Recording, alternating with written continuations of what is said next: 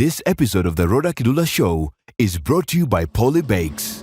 Fresh from the oven. Coming up on the Rawder Kidula Show.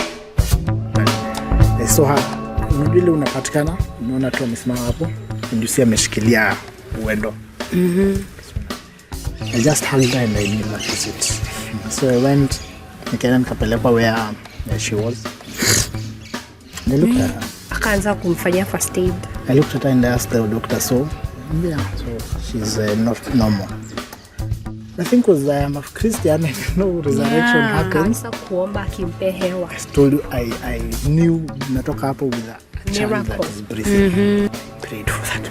I remember nilikuwa na, unajua ile unasoma venye Elijah alifanya, alilala akampulizia. I did that. Daktari anakuja na mbele ya leo.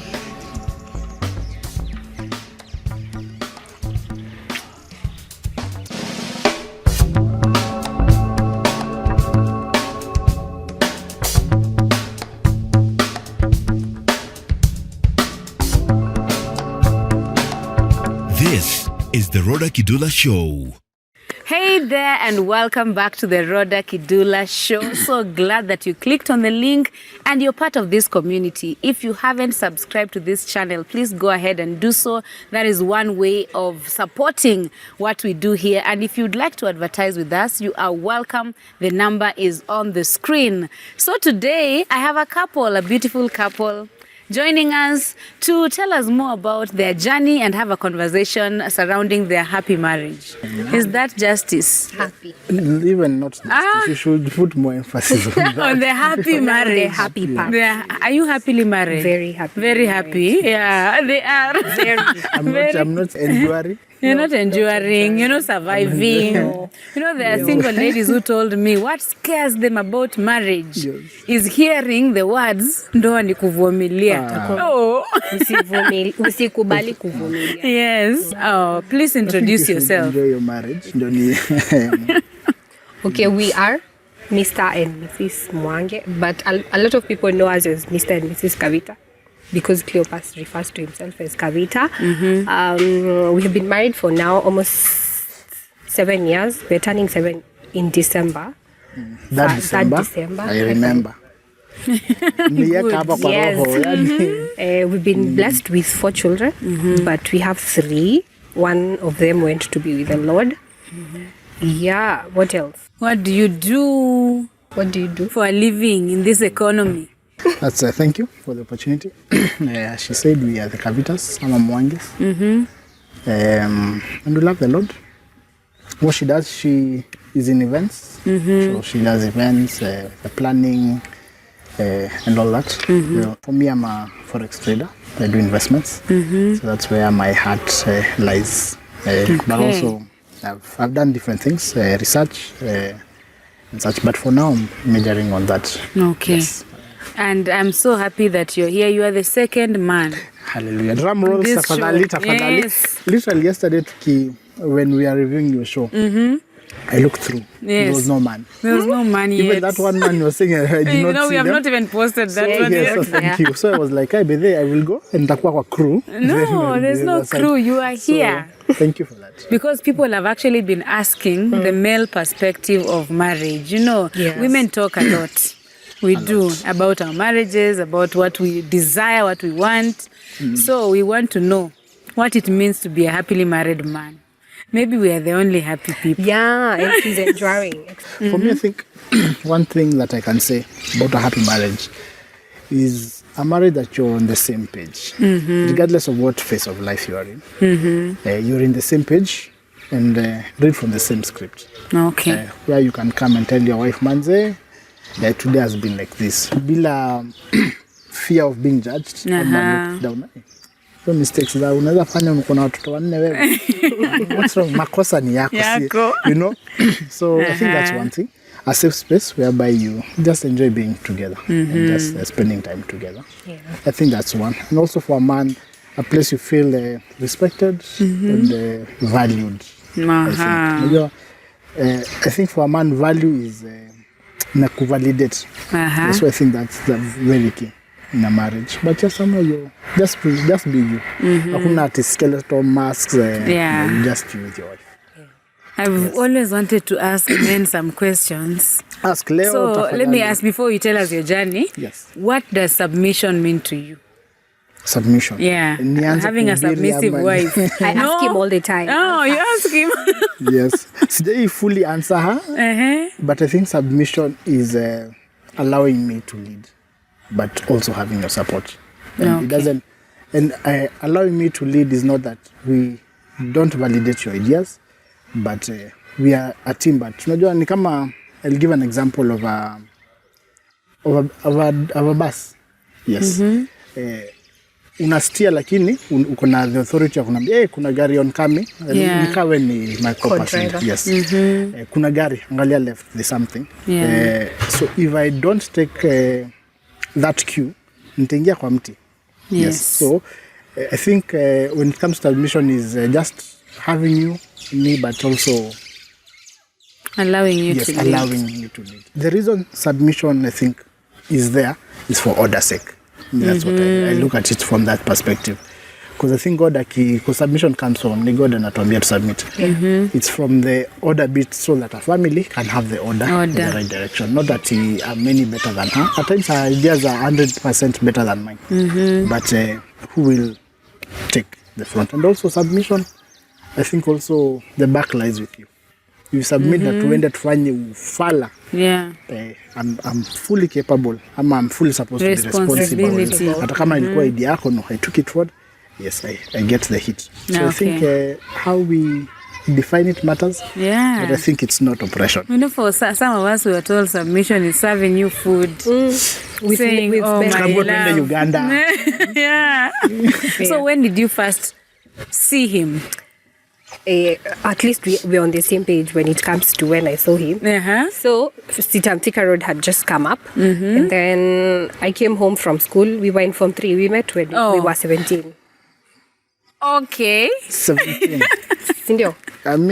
So Cleopas was in worship team. And then at 17? Yes. Oh, in teens church? No. Youth church now. That was then youth the church. Park Community Church. Not community. It was Then that's Sitamtika Road when I had started. begun. Yes. Okay, you were in Park Community before, Yes, but that's when church came, there was main service and then there was youth service. Okay. So my dad was determined to ensure that we move churches. So he told us, hey, we have joined a nice church and I'd like you guys to plug in. We were me and my sister.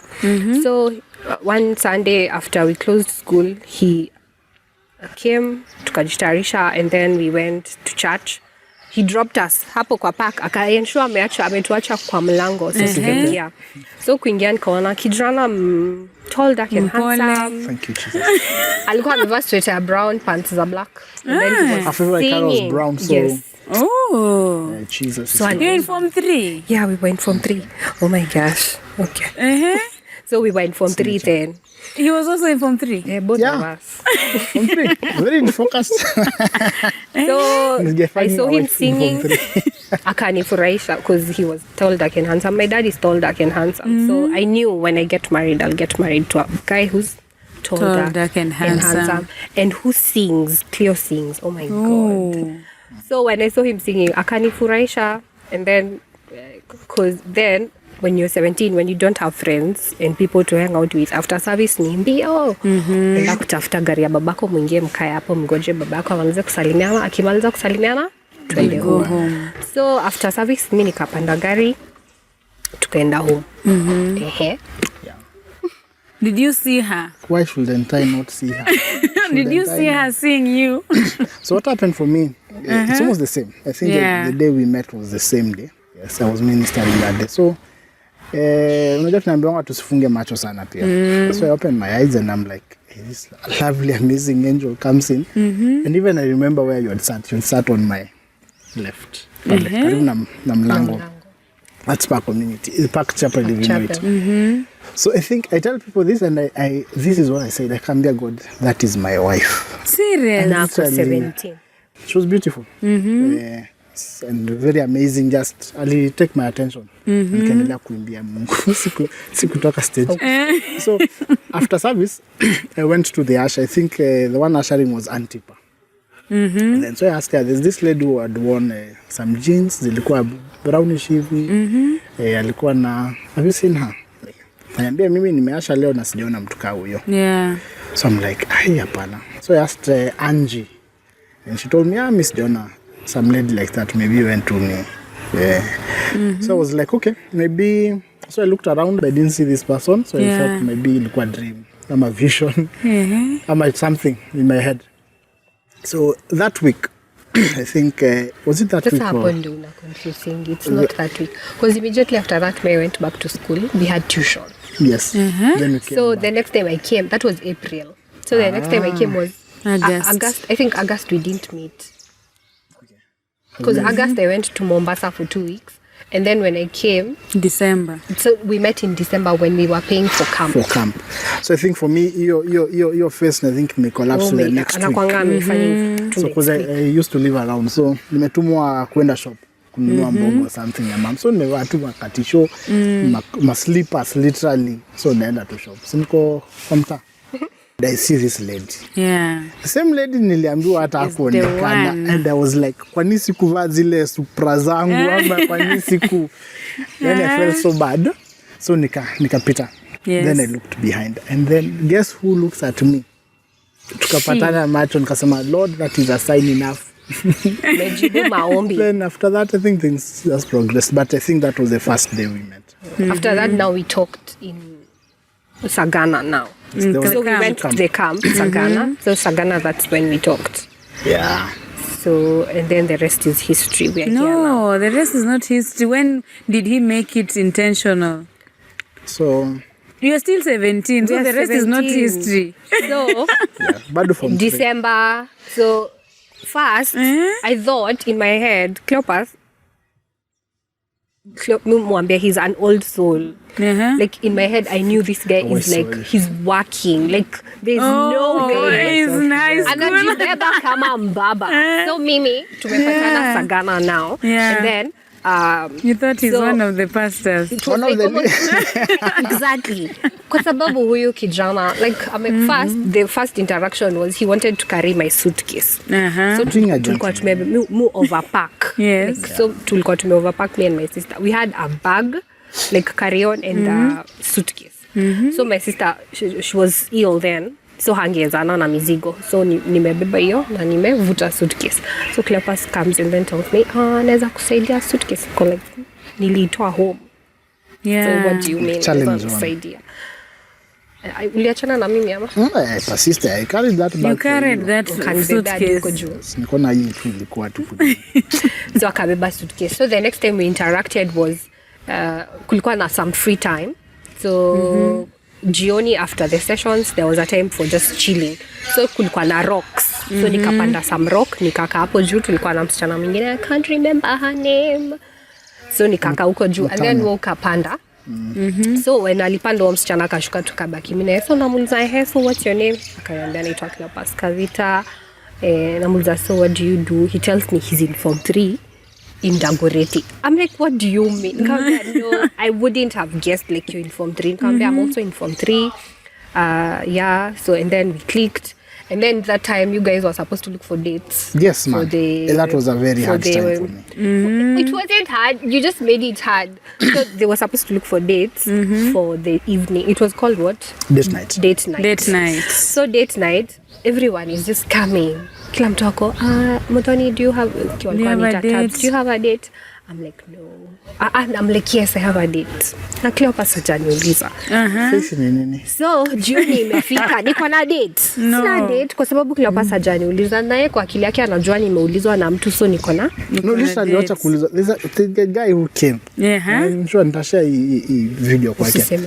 Akaniambia, ni aje, kuna date? Mimi nikamwambia, bado sijauliza. Nikamwambia, Muthoni is my date. I looked at her. Muthoni just. Literally had given her my sweater. Nikasema, I'm going to take every possession I get. Every possession is a sweater. Yangu alafu nachukua date ingine. So, I think in that process of just going to tell her, niaje, and June nitasikia baridi. Need my sweater. Yani, because I know my path has not sasa tumeanza. So I go and ask, and Bethy, could you have a date? I'm like, nimekaa hapa nigoje Alafu next ameniambia ameshaongea na wewe. Muongo, go tell her I'm your date. That's why I asked her and she said yes. And I was happy. After your sweater nikamwambia just keep it. Keep it. You still have it? Alinyang'anya at some point. Nilikaa nayo though. Like literally I think we discussed it last year or something. Yeah. Nilikaa. So, but the thing was for me, najua insecurities as well. So the camp was, tulikuwa na many people. Many are working, some are older than me. Najua huyu bedhe, no much for me. Yeah. So, nilikuwa naona, at least there's a time we went for a hike. The entire time alikuwa na somebody different. So, that person nilikuwa najua, woi, kama hapa ni hivyo, imeenda. Yeah, that's it. So, I was like, I think itakuwa a bit tricky because what I'm coming up against, but nikajaminia tu so. But that was your first date. Yes, that was our first date. The time that I made, I think my intentions clear was on that rock on Sagana. Because I think you were 17. I was 17. I was 17. Your intentions clear about marrying her? Not about, but about her. Dating her. Together.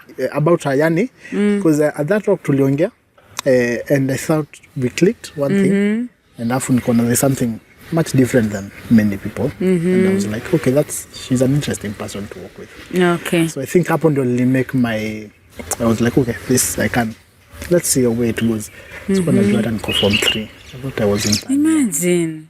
Form 3 is right now. And what are we telling our children? Mzazi. Do not study. So many. Mzazi hata akajua alinipia camp niende kutafuta bibi. Bibi, yeah. Yakaa nyumbani. So take us now from Sagana to your wedding date. Hey, Hapo kuna so much. Serious? A lot. It wasn't just dating, knowing each other. Because now after Sagana, I think we barely met the whole of the whole of Form 4. Form 4 is an intense year. Yes. So we did. He sent me a Valentine's card. Imagine. Ninasikia tu kwa nini una save. Ninaitwa Modoni Kabera. Afu unashindwa. Who even knows my address? And then I find it's clear. I'm like, oh. So April we didn't meet. You came home. Different times, I think. Yeah. Because our tuition we didn't. Ilikuwa tu. So he would come, call my number, and then someone else picks. My sister would pick. And then 2010, I lost my sister. He didn't know because he was in school. But that Friday I talked to her. You talked to her and me, I didn't. So the next time we met was... No, we talked. Because you remember when you asked me to be your girlfriend? Were texts which took forever to be answered. But you texted her? I texted her, would you like to be my girlfriend? Then it was your time hata sina simu number 1. Yeah, you've borrowed a phone. Konayo. So we used to chat by the literally you have like 2 weeks to... Or 1 week. Yes, like 1 week. week. So nikumaanisha hiyo 1 week hatutapatana, kuna mtu anaenda shule before mwingine. So uko home. Na wezi call, I can't tell my dad ati, hey, ati, I need your phone. I need to go and meet someone. I remember we chatting after nikasema let me just ask this lady if she wants to be my girlfriend. And then I chat and I text. Once I think we were using to go. To go. Like WhatsApp. Hey, WhatsApp. Umeona inaenda. Amesoma. 11 something. Delivered. 12. 001. By the way, I waited for that reply. Sijui what wana waiting for 3 months wana feeling aje. She was praying about it. No, my sister liked Cleo. They were deliberating. So we were talking. So because she liked him, so I told her. Yeah, I told her. So Cleo amenitumia him message. He was asking if I can be his girlfriend. I can be his girlfriend. Like, would you have a problem with it? So we talked, and then she was like, if it's you he likes, like fine. Like me, I have no problem. So nikasema fine. So you took your sister's crush. No. But I did not know even. Cleo had crushed on me. I think we had met in a youth camp in church. Tulikuwa tumemit Sagana, but have you interacted with Carol? No. Ile tu once. Like kusalimiana hi. Yes. But I respected my sister. Oh, so yeah, at least asking. I know you like him, but he likes me and me I like him. So tukaongea and then You Nikamwambia replied yes. him and said yes. Yes, so ikakuwa yes, but sasa the next time tuna meet ni December way after tumemaliza Form But 4. your semester nilikuwa natoka prep na lala Semester. vizuri. It's called a term. term club. Kama ulisomea nini? Nisomea nini. So I think it was a very ulikuwa tunakaa unasema manze uko shule yes lakini there's something to look forward to. Yeah. It was interesting. Ilimchanganisha kichwa but it was interesting. Yeah. So we finished from 4 and then we came home. That year you didn't go for the camp? No, I didn't go for it. Was a Kanamai. Kanamaya. It was really nice. I just love the way you remember every step and every camp. And then now after Kanamai, because now we were ex-candidates, there was ex-cans. So ex-cans, so it meant we hung out every Friday. Yes. So we used to do different activities. There was a swimming, sleepovers, Bible studies, because we used to meet every Friday here. We do Bible Church. study, and then now we go for the different activities. So that meant in the course of the week we would meet on Friday and on Sunday. Yes. In that process we are growing. Yeah. Kwa sababu kuna watu wana join campus. Yes. Because me I joined in May and then you joined in September. September. September. So I went to Thika. So tukakuwa in that relationship because me I'm living in Thika, he's here, but every Friday I come. Okay. So that was 2011, 2012. Do your parents know you're dating? My parents see Cleo. Juzi I was telling my sister, like I didn't have an opportunity to tell my parents ati huyu ni rafiki yangu. They just see him. Like you know, if you see him today, you see him next week. Yeah. Like you should know there's they something. didn't know like Why are you greeting me? church anakusalimia, you know. Yeah. There was that, and then everyone in church knew that These two kuna are a kitu. thing. But in 2012 tulikosana. 2012 is when I did my internship. Yes. Then And tukakosana. So the whole of 2012 we were not together. You broke up. We broke up. We were growing. What brought you two back together? Nikam heartbreak. Oh, you had broke him. Akakasirika sana. So I think ilikuwa tu ufala ya maisha. But also as we started dating way early. Yeah. From 3 that is pretty early. Yeah. Depending. But so growing up. So growing up also has its own effect. So unafikiri huyu jamaa kama huyu msichana. Then So you I think this was your first boyfriend? Yeah. She was your first girlfriend? officially. No. Officially. Because That was Zingine not ni za ufala, si official. ni official. zile tu nasikia Yeah. unapenda mtu na hata So hujaimwambia. accept you are the Yeah. first I was official. Sido, the first Yeah. Yes. So after 2012 tukakuwa na kukuwa naye. What happened? Yes, what happened? What happened? I have friends who support me. Wow. Like kama I remember we went to a camp. Yes. A camp that was It wasn't a camp. not a camp, a mission It was a literally. mission. Mission. Tulienda kwa Baba Masika huku Yata. Na huku Oh, Yata. Yata. So then ndio nilikuwa tume break up na tumesema you know what?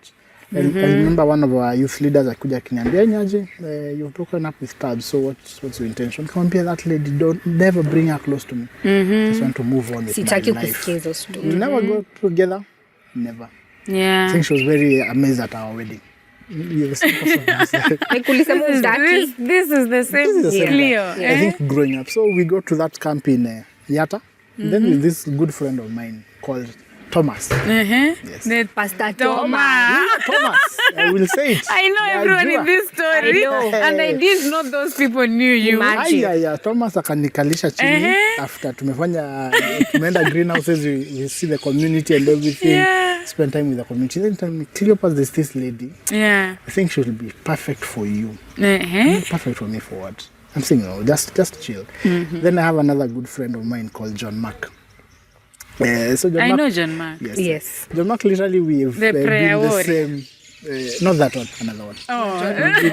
John Mark. We've been in the same. You've grown up from nursery. So Thomas floats a number, and he tells me, Aje, this is a number. You chat. So anything, I'm not interested in this.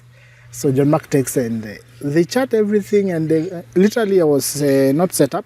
Just something happened, and I flowed with it. Because I was healing. I met this. I'll cut after rebound. It was not you. No, I was looking at the story. They were chasing me away from her. From her helping you to heal. Yes, Thomas, imagine. I appreciate you, Thomas. Yes, but that one, I think we tried and just me. Okay, fun enough, in my own space, I was like, no, Tabs is the one for me. For her, I think also in her own space, she was like, hey, this guy, I think is the one for me also. Nampenda. So the time we met, we just clicked back and I said, hey, yes. So we met one day, and then we talked, and then we talked. So was it an intentional meeting, or you bumped into each other? Niyo ya kuhang, kwa sababu tunahang na ex-cans. Kina Toma, we were with Kina Toma, ex-cans. You know Leo? Yes. So we were that group. So we once, like, because all of us are meeting, I can't refuse to meet at kwa sababu tume break up na Leo. So which was very traumatizing. Because Yeah. literally I was the group leader wa ex-cans. I was Yes. the chairman.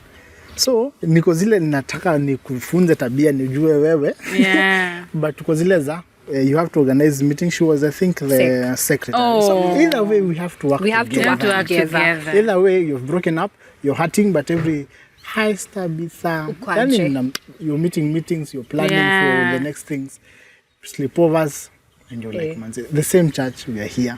Literally at the worship same team. ministry, Yes. worship ministry. Unaimba hivi unaangalia Tabs unalia. Watu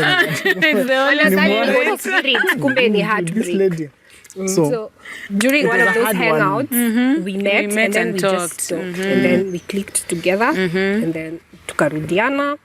And then, so now, then we decided that, because then we were like 21, I think. It's now We decided, let's do this, like, tutembe tu pamoja, tuongee. So, that's 2013 now. So 2013, once we're back together, sijui the statement na fake where we fell, ama we did the deed. We just came back with a lot of love for each other. My God, so we did the deed.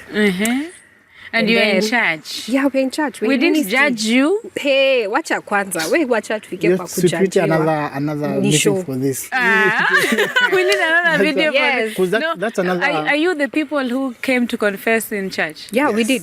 You Twice, in did? Yeah. No. Yeah, we did.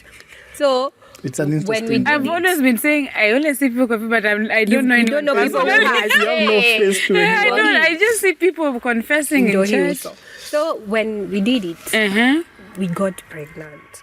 Like me freaked. Like I remember coming to church and telling God, because my period hazija come. Yes. I'm thinking, oh my God, like there's no way I am pregnant. Like nitambia nini watu. Yes. My dad is a leader in church. My mom is a leader in church. You are a leader I'm in a leader in church. church. Cleo Because is then a leader Cleopas in was supposed church. to be made the Youth what? pastor. No. I have, What? I have Worship dreams team for you. leader. Sindio? Oh, nataka kuwe pastor. My God. For what, I think Worship team leader. my Yeah. leader then, a very amazing lady called Florence, Yeah, Flo. Uh-huh. was transiting. Yeah. So alikuwa ameniambia, I think that it was one of the most awkward seasons because on a planned meeting, I always give her Unapeana another excuse. Yes. Like I So can't Cleo. come. I can't So she come. told me that I'm transiting, moving to Embu, Ameru. Mary. So I want you to take over the leadership of the worship team. At this time, mi niko zile za Mungu hapana. No. You know. And it's something you've been waiting for a very long time. Because me, I thought my ministry and to this generation was through Music. song. Yeah. Yes, so I thought, manze, so it's, I think at that time nilikuwa na feel everything is crumbling, like literally like kitu ina crumble. Hata niliambia Taz, manze, this is niakutuzwa This ama. is it. Yeah. So it was really hard for me at that time. I think nilikuwa naamka alafu niko zile za I had a very I had bad a very bad dream. because that's the reality. It's the Your bad reality. dream to the reality. So that when you're she in. told you she's expecting, this is even after you guys already confessed in church. No, we've not confessed yet. So I've discovered that I've missed my periods. And then I'm feeling a bit sick, nini, bloated. Yeah. So, because I've missed my period, what did we do? I called him. So he came home. And then I told him, no, I think I'm pregnant. So I'm giving you like this opportunity to run. Ah. And never like, look back. Usiwahi turn. Like, wewe toka mbio uende. Because me, I'm keeping the baby. Yeah. Yeah. Run to? like Disappear. disappear. And then when I'm telling my parents that I'm pregnant, I'm just going to tell them that I don't know who the dad is. She was ready to take For me, a I bullet, was ready. a big one. I knew I need to keep, and I didn't want to pull him. Like, unajua, why I wouldn't want him to look back and say that to me. Modoni pulled me back, and he pulled down. So I gave him that chance. Me, I was willing to raise my baby alone. So Cleopas is like, no, me, I got you. But I think Like, we're in for this me, together. I think we were seated there and I was like, manze, hakuna option ingine. Yani ile unaangalia what is at stake. My dad literally is a pastor. Yes. So I'm like, hapa what we are up against. Children. Yeah. Up against is a lot. Ni mob. Yes. Na kanisa unajulikana na kila mtu. You are leaders in the youth like, ministry.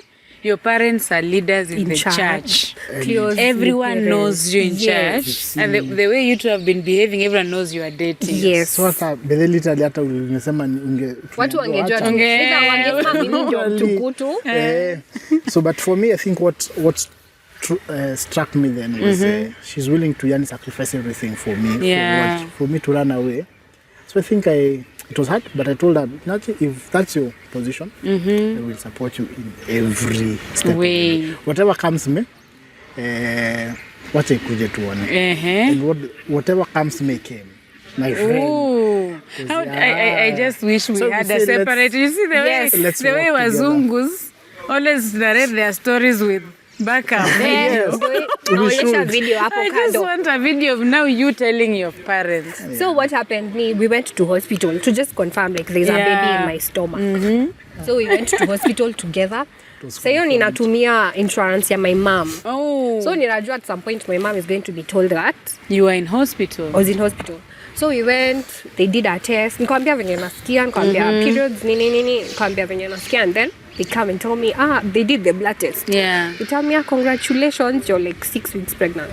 Congratulations. Ooh, I'm like, for real. Yeah, and they gave me hizo iron tablets, nini, nikapewa hizo madawa zote. So I tell Cleo, so we stay. We didn't like tell my parents immediately and Cleo's parents. We stayed. We stayed until, like, you're trying to think, so how am I going to tell my parents that I'm pregnant? So tukaka, and then I start telling, unajua ukianza kusikia movement kwa tumbo unajua sasa it's real. Like hii kitu inaonekana. Alafu nikikam church, my friends are like, no add weight. Naambia kwetu kuna waru mob ni season. Ilikuwa season kama hii kuna waru. Like, so I'm eating chipo a lot. I'm like, oh my gosh. So everyone, watu wameanza kunotice. Yeah. So in my head I'm telling myself, if kama watu kanisa wameanza kunotice, means my mom is seeing and my dad is seeing. They know. Like they know. Maybe they're just waiting. So I tell Cleo, before we go to tell my parents, we need to tell your parents.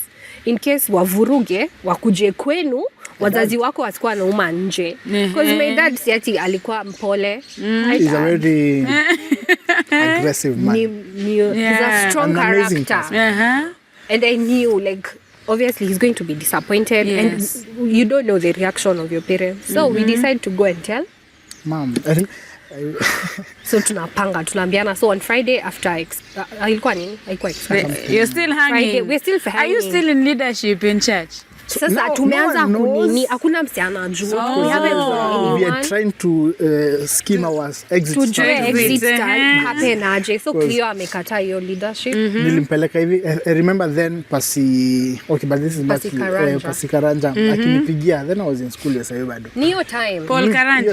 He was our youth pastor. And Pastor Ken was our senior. Oh, nice. And also Bishop Karita Bagara. So Karita was way before. Yes.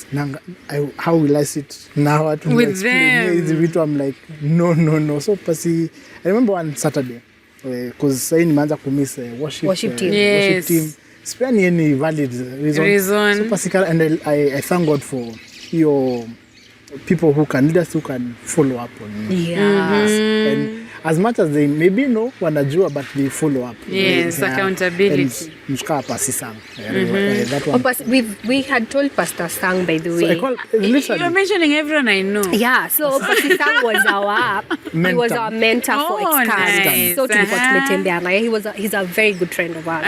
Nice. So Until now. tumemwambia, he's one of the first people we actually told, way before we told our parents, way before we told anybody. We I remember told Sam. I called him Akiwa Eldoret. Kambia Pasi, I have something I want to tell you. Kambia sir, just tell me. This and this has happened. Kavita is a very cool guy and sawa, niko Eldoret nakuja. I will come when I'm back. I'll call you. We meet. We'll talk. Yes, so I think we met and he told me, yeah, good. So you're walking. Either way, I don't know, but Tunatembea pamoja. tunatembea. So even before that, so I remember this Saturday passing when Karanja calls me. I'm in school. I'm supposed to be in worship team, but niko shule tu na chapa tu lap huko. So it was me, Kavita sijakuona for a while. Yeah. Uko wapi? Mwambia manze kazi ni mob. Yeah. I started my photography then. So mwambia niko tu na gigs, unajua photography ni Saturday tu. Yeah. Literally niko tu USIU ninatembea tu streets. You were just nafikiria running my away from life. church. Yeah. And I'm like, man, say you will not run forever.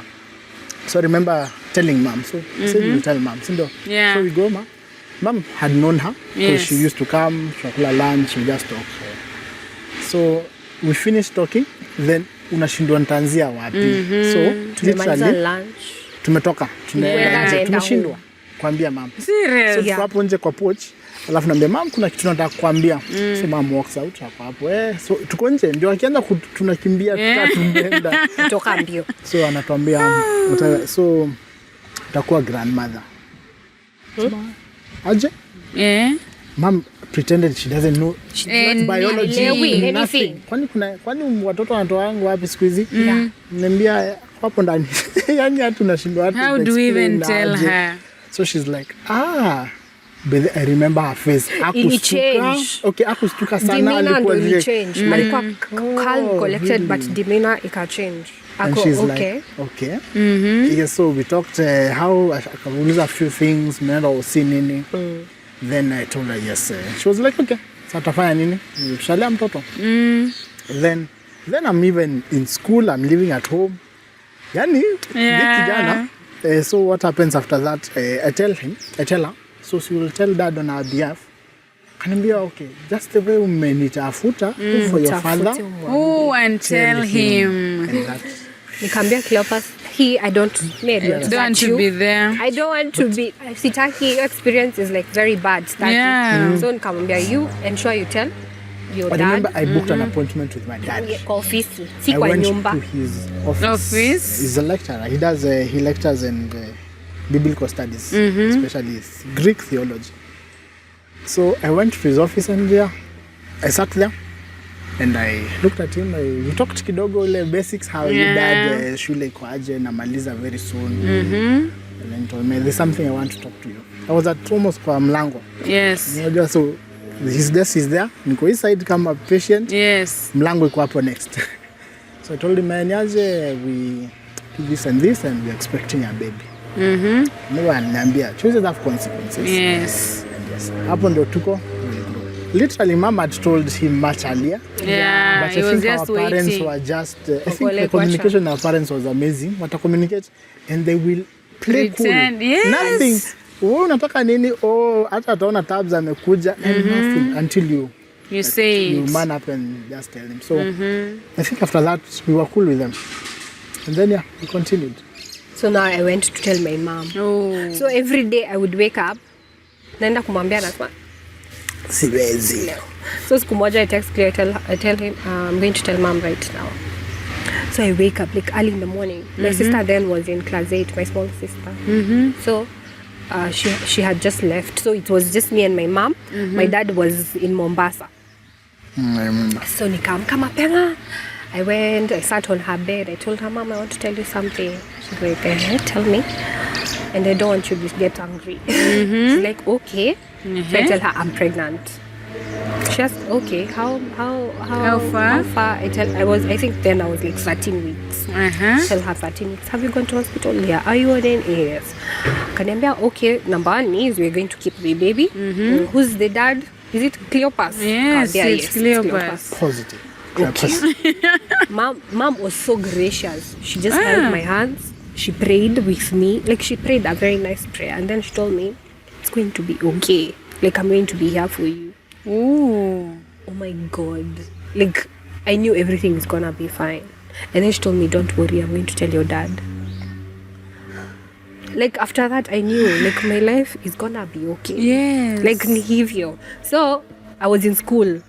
School fees will be paid. You know, I'm going to take care of you. It's going to be fine. And then that was it. Like, problem zangu zote za hizi vitu. Nikasema hata kanisa mkishinda mkiongea. My mom has got my back. Yeah, we are good. So I tell Cleo, imagine mom like, is okay. So tukapambana the journey, tukapambana. Are you coming to church? No, me, I'm not coming now. Oh, Cleopas he is coming. Cleopas is coming, but when he comes, he came. I ensured he came every I think there's an Sunday. analogy that Pastor Sam told me. Yeah. And when the lion is hunting, he will isolate you. Yeah. Then he will finish you much closer. So you do not isolate yourself. So I remember I used to come Sunday. So I think with time I had to explain to my leaders. We told people now. After our parents knew, we told people. So I stepped down from that. So nakam church. Nakaa tu hapo immediately behind the worship team. Yes. And I listened to the sermon. At times the sermon, I think it was titled something, but to me ilikuwa tu title. Cleopas Mwange KAVITAS story. Liwe funzo. This is for you. And I'm telling you, it was a hard. Yani I used to give me naomba Mungu for strength nitoke home nikuje kanisa. Because unajua an example, there's one time the preacher was preaching. Some person atakuja hapa, this guy is a good person, atachukua msichana wetu wa worship team, ampatie mimba. And I'm like, oh, that is me. And you know, this is Sit and Thika Road, so those are like how many eyes on you. You feel like everyone is looking at you and judging you. This is what did we put ourselves? Tungehepa tuende to somewhere. Yeah. But that was not the easiest. There's deliverance church. Yeah, there's something. Mali utakuwa unaenda, no one knows your story. Mkienda huko you're married. So it was not an easy journey. It wasn't easy. Especially being a leader. Yeah. And so we walked to Pasi Ken. I remember I've been to his offices many times. There are the reasons why you watch. Yani, they're trying to justify yourself. Yeah. But it came to a place, sin you sin, and but the process of now coming back was something else. Which I look back and say I'm happy we took that direction. Because if not, maybe things would have gone otherwise. Yes, because. But I thank God.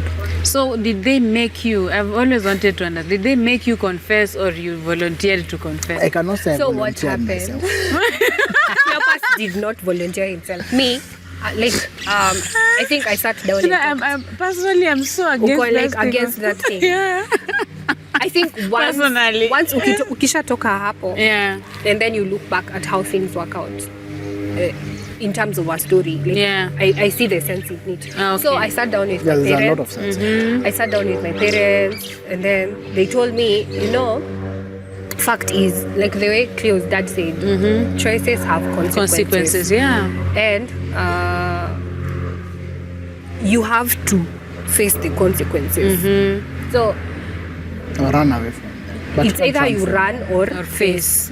So right before, in fact, hiyo siku Jaden alikuja, I was coming to confess. I had talked to Pasi Ken, we had come, we had been told like what the things we need to do and the things we didn't want to do. Yeah. Everyone was for the idea that we need to get married at that time. Me, I didn't feel ready to get married. Like, I remember before even we confess, we had to now go to meet he Dad. had to come report. So I go to the house. I tell Dad we are going to Thika to meet my parents and report. So we go. So I thought nitapata tu Dad and Mom. Yes. And I enter there and I see elders and I'm like, what am I? So I sit down and I think one statement that the beginning statement of that conversation is, you know this lady? So yes, I know her. She's Murwani.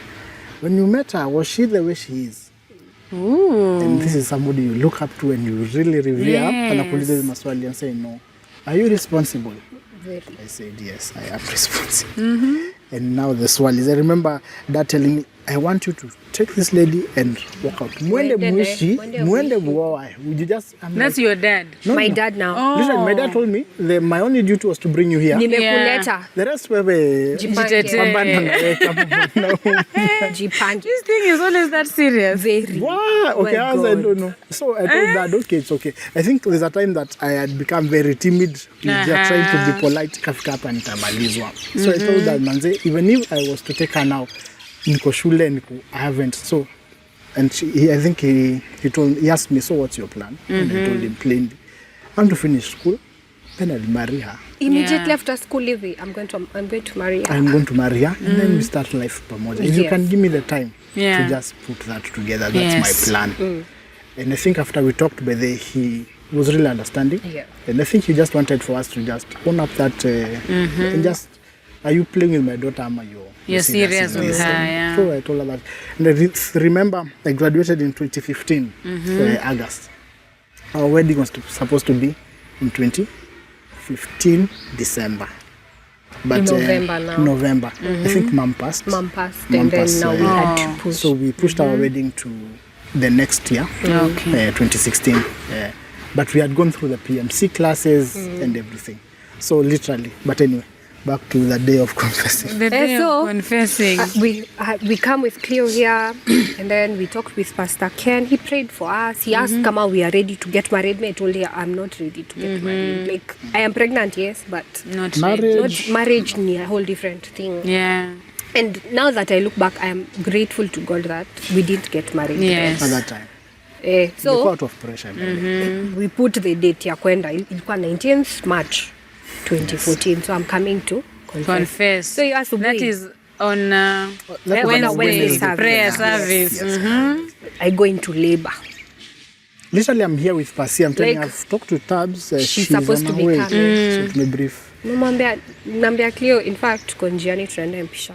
So tell like I'm in labor. So we tell Pasi, I think thinks us are not cowering. Like you're just cowering. So I told her, I think told him no, I'm in labor. I tell Cleo, like, why come to patane MPESA? Yeah. So we go and then I give birth to Jaden. Yeah. So I can't leave the house. So we stay. That's March, April, May. So in June, because Jaden is like now 4 months, I'm supposed to come back to church. So my dad tells me, now that Jaden amekuwa mkubwa and you need to go back to church, before you go back to church, why don't you like finish up with all these things? All these things, we start on a clean slate. So I tell Cleo, we are going to confess. So Cleo goes, you go before me. Yes, I think I did it. Was it a month before? Because we were not supposed, like, I don't know, were we supposed to do it together? So no, you didn't do it a month before, you did it a week. So what happened, it was very interesting for me. So so that day I tell Pasia, the baby's coming, so even I can't be here. I'm going to the hospital. So I leave. And God gives us it's amazing. It's another miracle story because Jaden had conducted the code. It was so much. And you're young, you don't even know how the code is supposed to know. Saying you're tunangalianga manze, we would have lost our baby. We didn't know. Yeah. I mean, losing. So it was crazy. So I do that. Then I come back to Pasi and I tell him now we can finish. Like we're ready. Yeah. We're ready. So because you're not a couple, so you'll come this. You will confess, then Moran will come. And confess next week. So I come in front of the church, I like giving story. To people. Like, God is a God of mercy. You know. He loves us. You went to preach. I remember Pasi looked at me and Cleopas, tell us what we are here for. I want to preach. I'm like, at least ni better in Yakuji. I could build up. Build up to the real story. So I said, and they prayed for me. Then we leave, and I'm leaving, and the people are like, Cleo, it's okay, God is with you. I'm like, I know what you're saying. But anyway, so the next Sunday, the next Wednesday, now I come. We come back. So me, I'm like, I'm missing Shafina. Yeah. So when he goes, there was a boy that you was remember here. last week? I want him to come here. There's a guy who was here confessing. So the lady he needed with is this here one? now. Yeah. we confessed and they prayed for us and the restoration process. And I Yeah. think that's why, I think during that phase, I was not the only one that was in this. A few people. But the process was not the same for many. Because I think a majority and any will run away Yeah. and cover. And I think fast forward to now. If I had not taken that process, Yes. I think it was a process of just, unajua God ila nakubreak na fully. Yes. Because even after that, I remember there's a time we had to come to church, now the main, Yeah. but on a different, but the same story. So I remember years much later, we were in another church and we are proposed to be leaders, deacons in that place. And the pastor does his due diligence and goes back to our story. Yes. So as I find out, so 20. wametoka wapi? Yeah. Yes. And they meet and this is information that you're given much later. Later, yeah. So if you call your pastor and he tells us that you are humble enough to be taken through the process of restoration. Yeah. And he says, if you did, hata ungekuwa candidate for this leadership position. And I'm like, manze, then it looked like, You're punishing no, me. you're punishing me. Yeah. You know, it's the worst thing. But then I remember I went to Reverend Kenny Seeger's office and I had my scriptures there. How this is not biblical. Right. How we should just call I a need to few go elders. see him. Yes. and So we that just he explains to me what explain, the why. process, yes. So Yeah. I'm telling you, we argued and he told me Cleopas, this is the way we should go.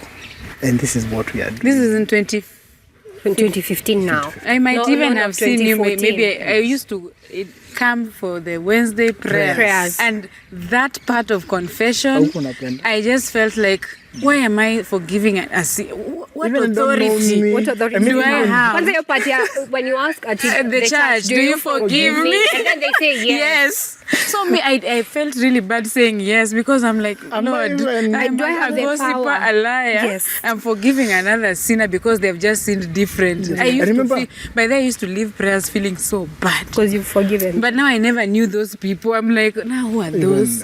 Won't asma 2 years. Why do they come? I was like, who told Remember, them? I Why told did they- Pasi why were one they day, told to Oh, so there's a are you good sure? part. Are you sure? Why are you doing this? Is it just to Yeah. embarrass us? And because he told me one, you're in leadership. So you have authority and people looking up to you. So Yeah. you have to be responsible Yes. So for them. And that's wakiona why- Cleopas anaweza pata mimba And na get away with iende? it. Yeah. Kanisa message. itafuata the. And he's a leader. Yes. You are a leader. So that's one thing. And then the other thing he told me, but Pasi can even bring you people. I know they are People who I know cohabiting. are Yeah. they're living together. Hapa They're doing Roysambu, worse. yes, they're Nitawaleta. doing worse than me. And they Sema come to wachana this nao. church Yes, and they and never for you, confess. acha itakuwa funzo kwa wengine. And I'm like, should I be the example? I said, Yeah. for you, this, you have to go through it. And I think just after, but I think the people worked with us. Pastor Sam was a very instrumental person. With us. So bad. Pastor Batch worked with her. I think it was the support. I think the support helped us Yeah. go through. Yeah. We were And not later, alone. I can even confidently say them. I tell them, and then thank you for pushing this us in to that. confess. Because Sababu it really kutoroka na did something tulitoroka. to us. And me, I So was for people who ready. don't understand, in CTAM, Christ is the Answer Ministries, when you fall into sexual sin, you are supposed to come. We only see the part where they come to church to confess to the church what they have done Yeah. and why they are stepping out of ministry and things like that. But now I know there's a whole process There's behind a the restoration scenes. process. Yeah, me, I only thought people come to Tunakujanga tu hapo confess. Before you tunasema. come on that Before ukuje part, hapo. umekuwa na so many meetings na Pasi. Yes. And Oh. there's also two ways. You can go and refuse to. Yeah, you can also confess. You refuse. may do that, Oh. and that's, you just live your life. Yeah, you're like, oh, if it means I have to go to church. Achana na. Yeah. Yeah.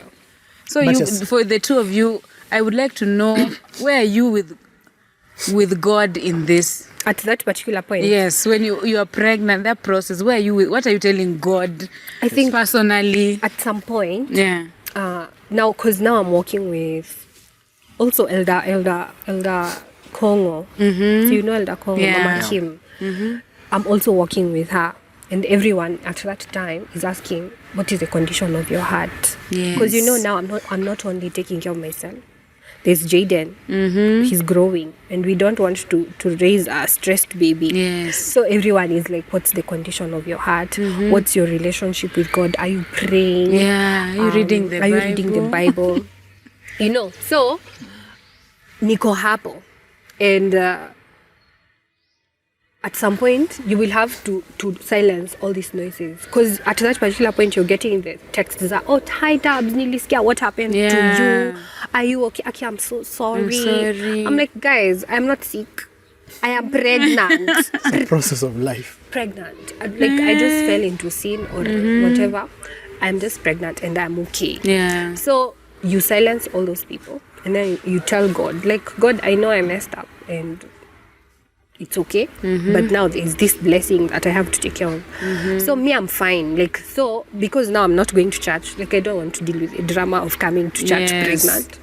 So me, I'm at home. My parents will wake up, are you going to church today? No. Connect sawa basi. But I read the Bible, I pray. Me and God are fine. So me and God are fine. I am not stressed. Because the only thing, me wanna, like when someone falls pregnant, before marriage, like the worst thing you kuwa, kanisa itakutandika, wazazi watakutandika, marafiki watakuacha, relatives huko auntie zako wakisikia uko na mimba hata nilijua. Then all of them just say we knew. Tulijua tu. You knew how. Ungeniambia if you knew at least. Exactly. But you see, like no one is willing to be there for you. But now when you get people to be there for you, like, you know, my parents are here for me. Like one of the things, kitu ni amazed. My dad, he didn't say anything.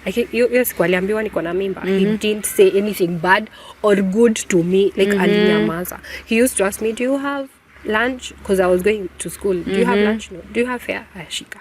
And then he went, he akanitafutia insurance yenye ina cover all my clinics na bus, whether ni CS or the normal one. He looked akanimwambia ndo insurance, make sure you go to hospital. And then what else did he do? He ensured I'm comfortable. Anything I wanted. Kama ni nyama unahitaji iron, whatever. He ensured I'm comfortable. He didn't say anything bad or good. My mom used to ask her, umefanya shopping? Shopping mtu ananunuanga. They ensured I'm fine. So because I had cushioning, what else is stressing me? Shule school fees imelipwa. I'm cushioned and Cleo is there for me. That's all I needed. What were you talking about?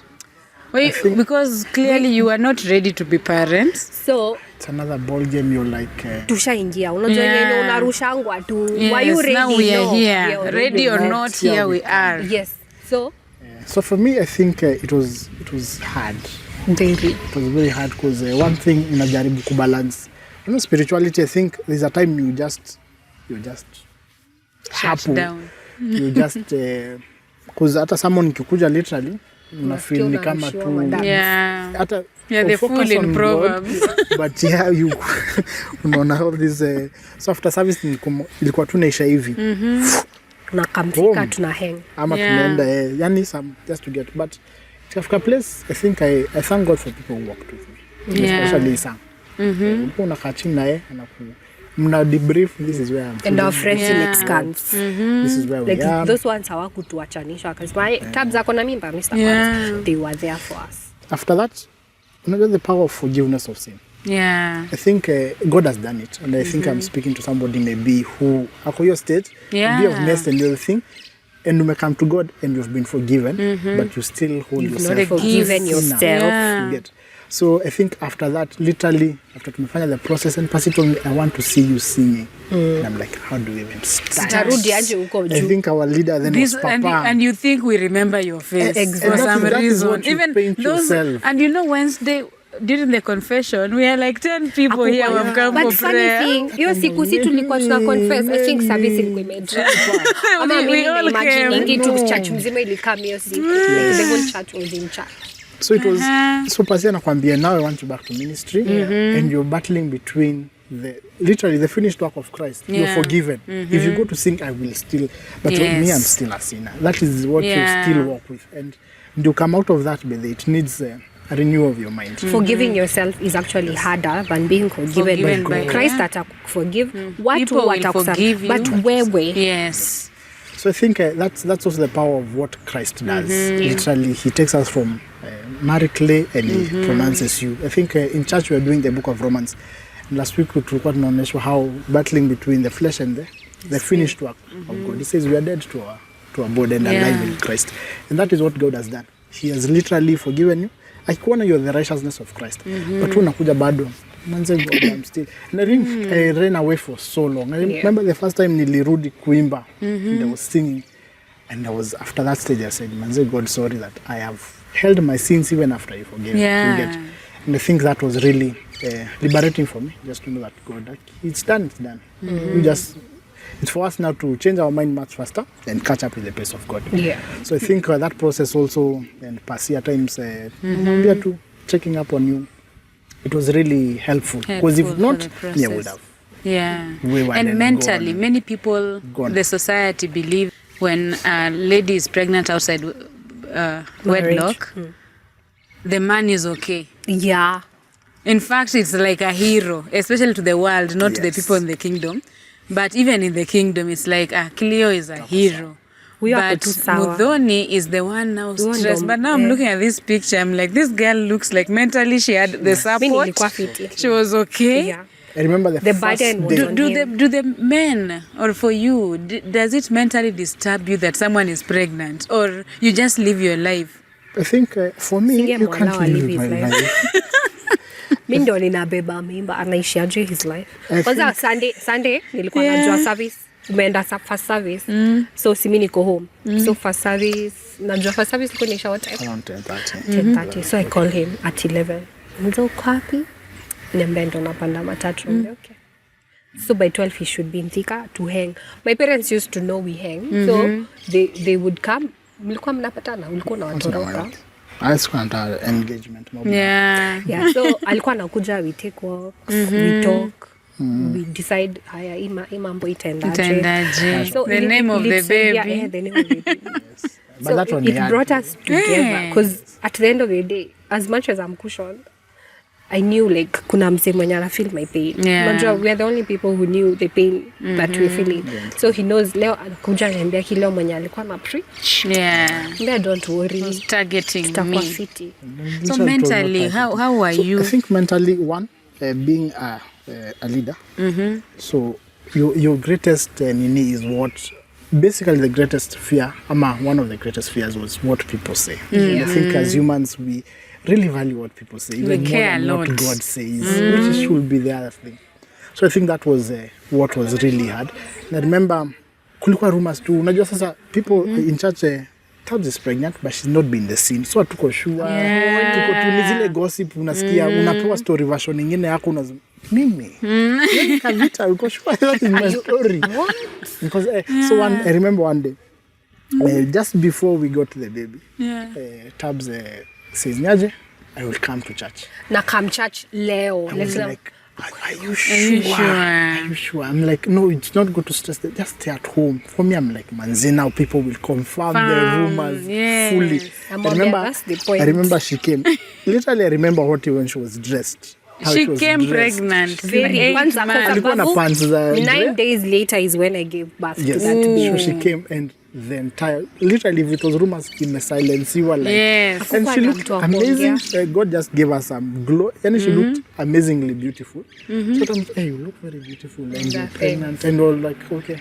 So for me, your day, I think it was now the icing of the fear. Yes, this is your response. Na nika make sure umehang na mimi. Yes, nako.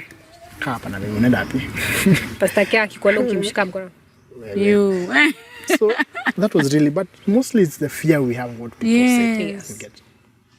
But mentally also, I think at some point I drew away from God, because I felt this is not fair, man. Say, God, why should I go through this?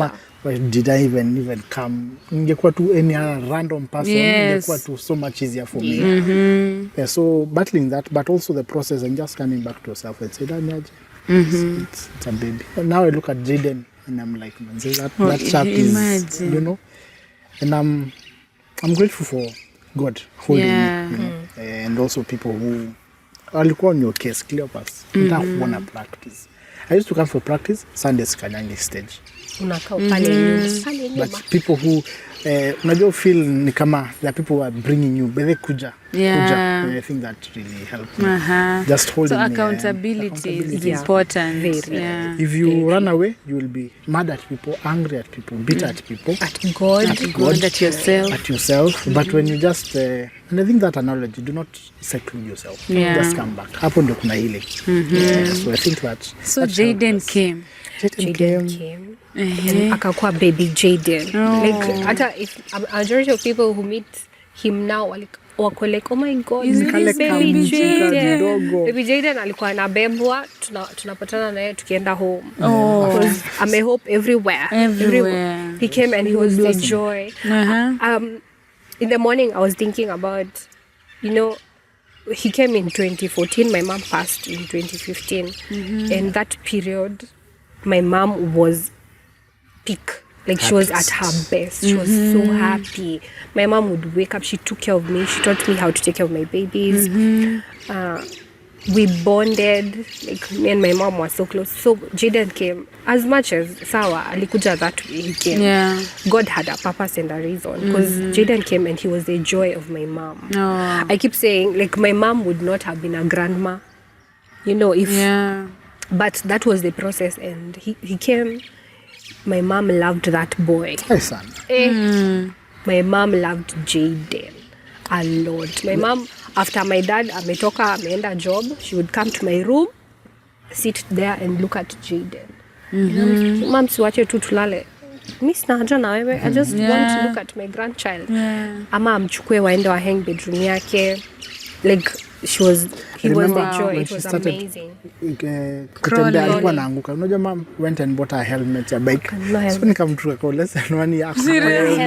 Asigongwe. Mtoto akianguka asigongwe kichwa. Asigongwe kichwa. Really. Because also I used to go just spend time with them. I think you don't know the future.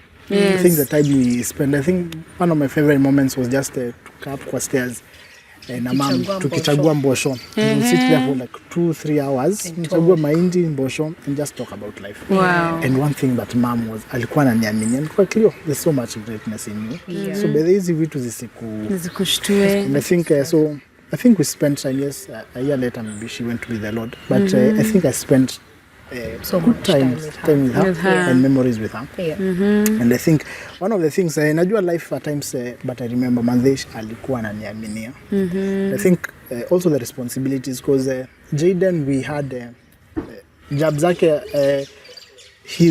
mama alikuwa ananipigia na in 2 months time tunahitaji 8,000 shillings. 8,000 ya clinic. So wefanya hivi, nitakutafutia kidogo, wewe tafuta 5,000. I'm like okay. And trust me, nafanya photography, nafanya nini. That's when we started our interior company. Started bringing pillows, started doing photography. So it was interesting. In 2 months time akona 5,000. Nilikuwa naipata by the sikuwa na job then by the way. Ndio nimetoka tu kampo. So hata si kampo bado. Alafu where I used to live was close to home. Sasa tuko na the entire, so we just commute. Unatembea literally 5 minutes kwa shule. So but it was interesting, nikamio their clinic and I have your 5,000. Like twende kijana wangu. Dungwa masindano. Because you are responsible, and it's also good for people to know there are men out here who are responsible. Like you even come spend time with the 4-month-old baby.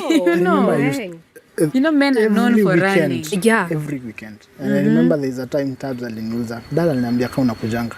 And my dad would ask, na Cleopas anakujanga kwa mtu? I'm like, yeah, anakujanga. So I made it my...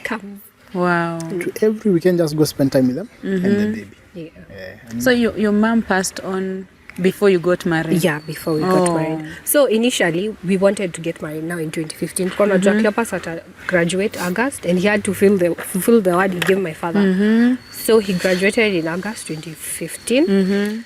Luckily, he got a job. Then I was interning at ICRAF. Yes, so he got a job at it was ICRAF. An internship. So we did our premarital class in March of 2015. So because we knew we are getting married in November. So and then my mom got sick, and then she passed on in September. And then sasa tuko like move the wedding. Like we can't, like I can't get married right now. It's not a good time. So now we moved all the way to 2016 December now. December. Yeah. it was supposed to be in November, but I love my brother na alikuwa anafanya form 4. Okay. So tukasema we push it. So now, so we planned for the wedding. It was an interesting wedding. Amazing. The same people who, I think it has been a journey. I think we saw. It was amazing. Mimi come up na budget. Buka my chairman. Man, I respect very much. Sami Kigo. Nakuja naambia saa meeting. This is the budget. Just give us the budget. Doi. And I remember my wedding was literally. Then I was not at work. I think I remember. Choreograph was an intern. So but I was so unajua confident as a married. Okay, marriage will teach you its lessons later. We always learn while inside. We had a lovely wedding officiated by Pastor Reverend Ken Stiga. It was amazing. I think ilikuwa deja vu, yani nilikuwa na after the wedding I was like, imagine it's happened. And it was like unaangalia tu God nasema God they were thanks for that period. It was amazing. But you guys had gone for PMCC, you were leaders in a church, so marriage should have been easy. Unajua ni ile certificate unapewa before uende class. Yes. We are 24 year olds. You are 24 year olds. You have a baby. We have a baby. So atuanze marriage on And are you looking forward to more babies? Yeah. Yes. Okay, initially nice. me no, but Cleopas wanted many babies. So tumeingia kwa marriage. We have a beautiful wedding. Tuko na kanyumba.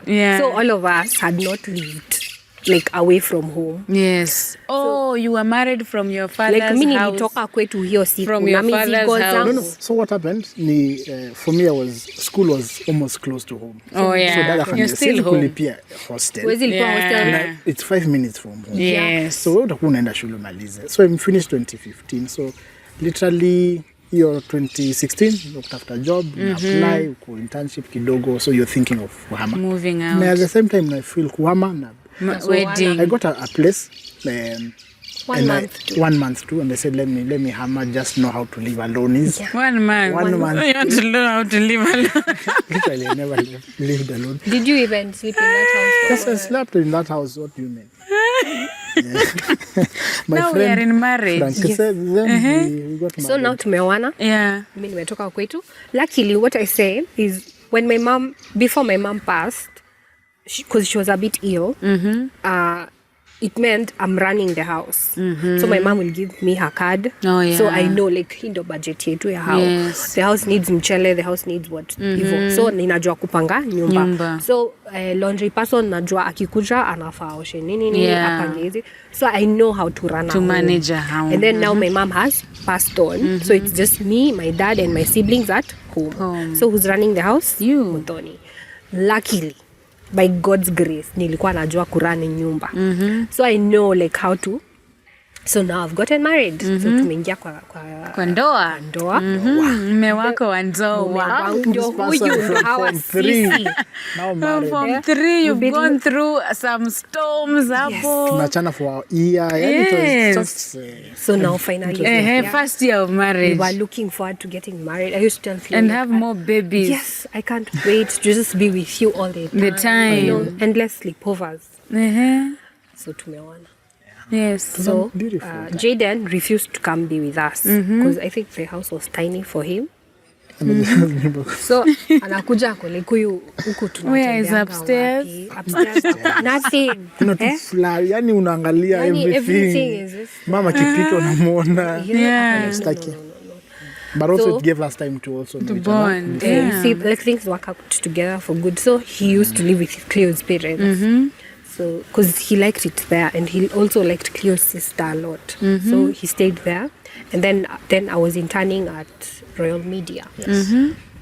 So it's just me and Cleo. So and then we our first year of marriage was full of amazing argument. Amazing argument. Yes. So we are arguing about nothing. Everything. Like, you know. Like our first argument was Cleopas amenioa. Yeah. Alafu decide atakuwa kuja home 11. Has he decided or it's the work? Amedecide, hiyo ni kudecide kwa sababu Cleopas ametoka job 6 alafu unaenda wapi kwa rafiki yako kuheng. Unajua tuwezi msema kwa kamera si poa. Ndio ataniambia kwa don't remember. I mean nifanye kitu kama hiyo I cannot. So yes, Cleopas comes day 1 11, day 2 11, day 3 nikamwambia bro utaenda huko. Mimi kwenye nilikuwa ninaishi babangu alikuwa anakuja mapema tuna hang na yeye. Yes. So always nioa nikaange peke yangu kwa nyumba. Okay? Like I refused. I got married to be with my husband. Exactly. Me I was looking forward to endless sleepovers. Yes. Alafu sasa uanze kuniambia nitakuwa naye. Coming at 11. What do you have to say? On this channel. Yes. On this, I don't know where I was, but I apologize. After by 7 ulikuwa home. Nilikuwa nakuja mapema kila naenda nyumbani tafadhali. I'm going home. Yeah. Yes, so you used to come, we cook, we eat together. We watch movies. Yeah. Yes, tuna watch movie moja siku 3 juu. Tuna rooftop, tunaweka mattress hapo tuna watch stars. Yeah, it was beautiful. You enjoyed the conflicts of the first marriage. So conflicts zilikuwa hizo. Like we argue about everything. He wants babies, me I don't want babies. Then that's a big one.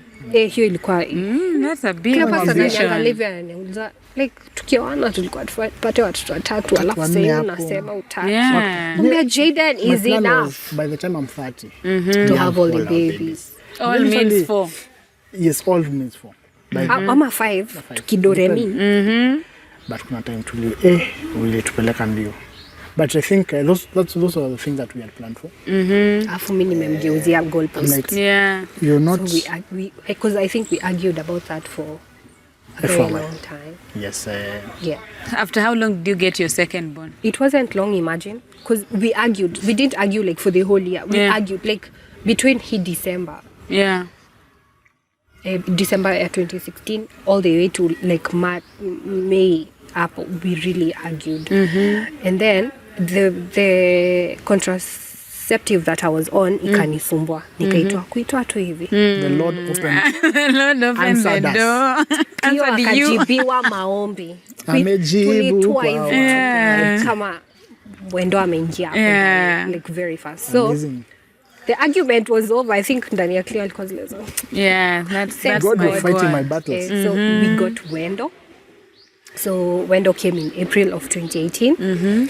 She was a beautiful baby. So to make get geared. You know, now you have 2 children. So Jaden ameingia shule and then we have Wendo. 6 months down the line, I discover I'm pregnant. After Wendo. Technically, tukaambiwa breastfeeding is a natural family planning. Tuliambiwa na rafiki.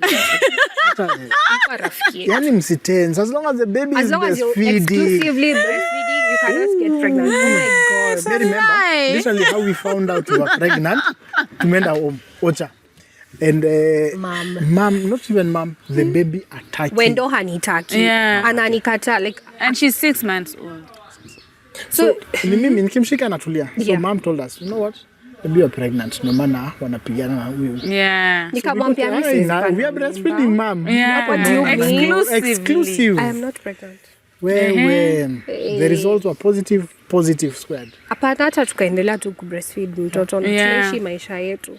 So one day in November, you see, like I've gotten pregnant hapo September, August. In November, we go to my friend's wedding and then we come back. I eat rice. I think I ate rice and come Monday. And then I feel so bloated. Kambia Cleo, it's not true. This is not normal. Like I'm not okay.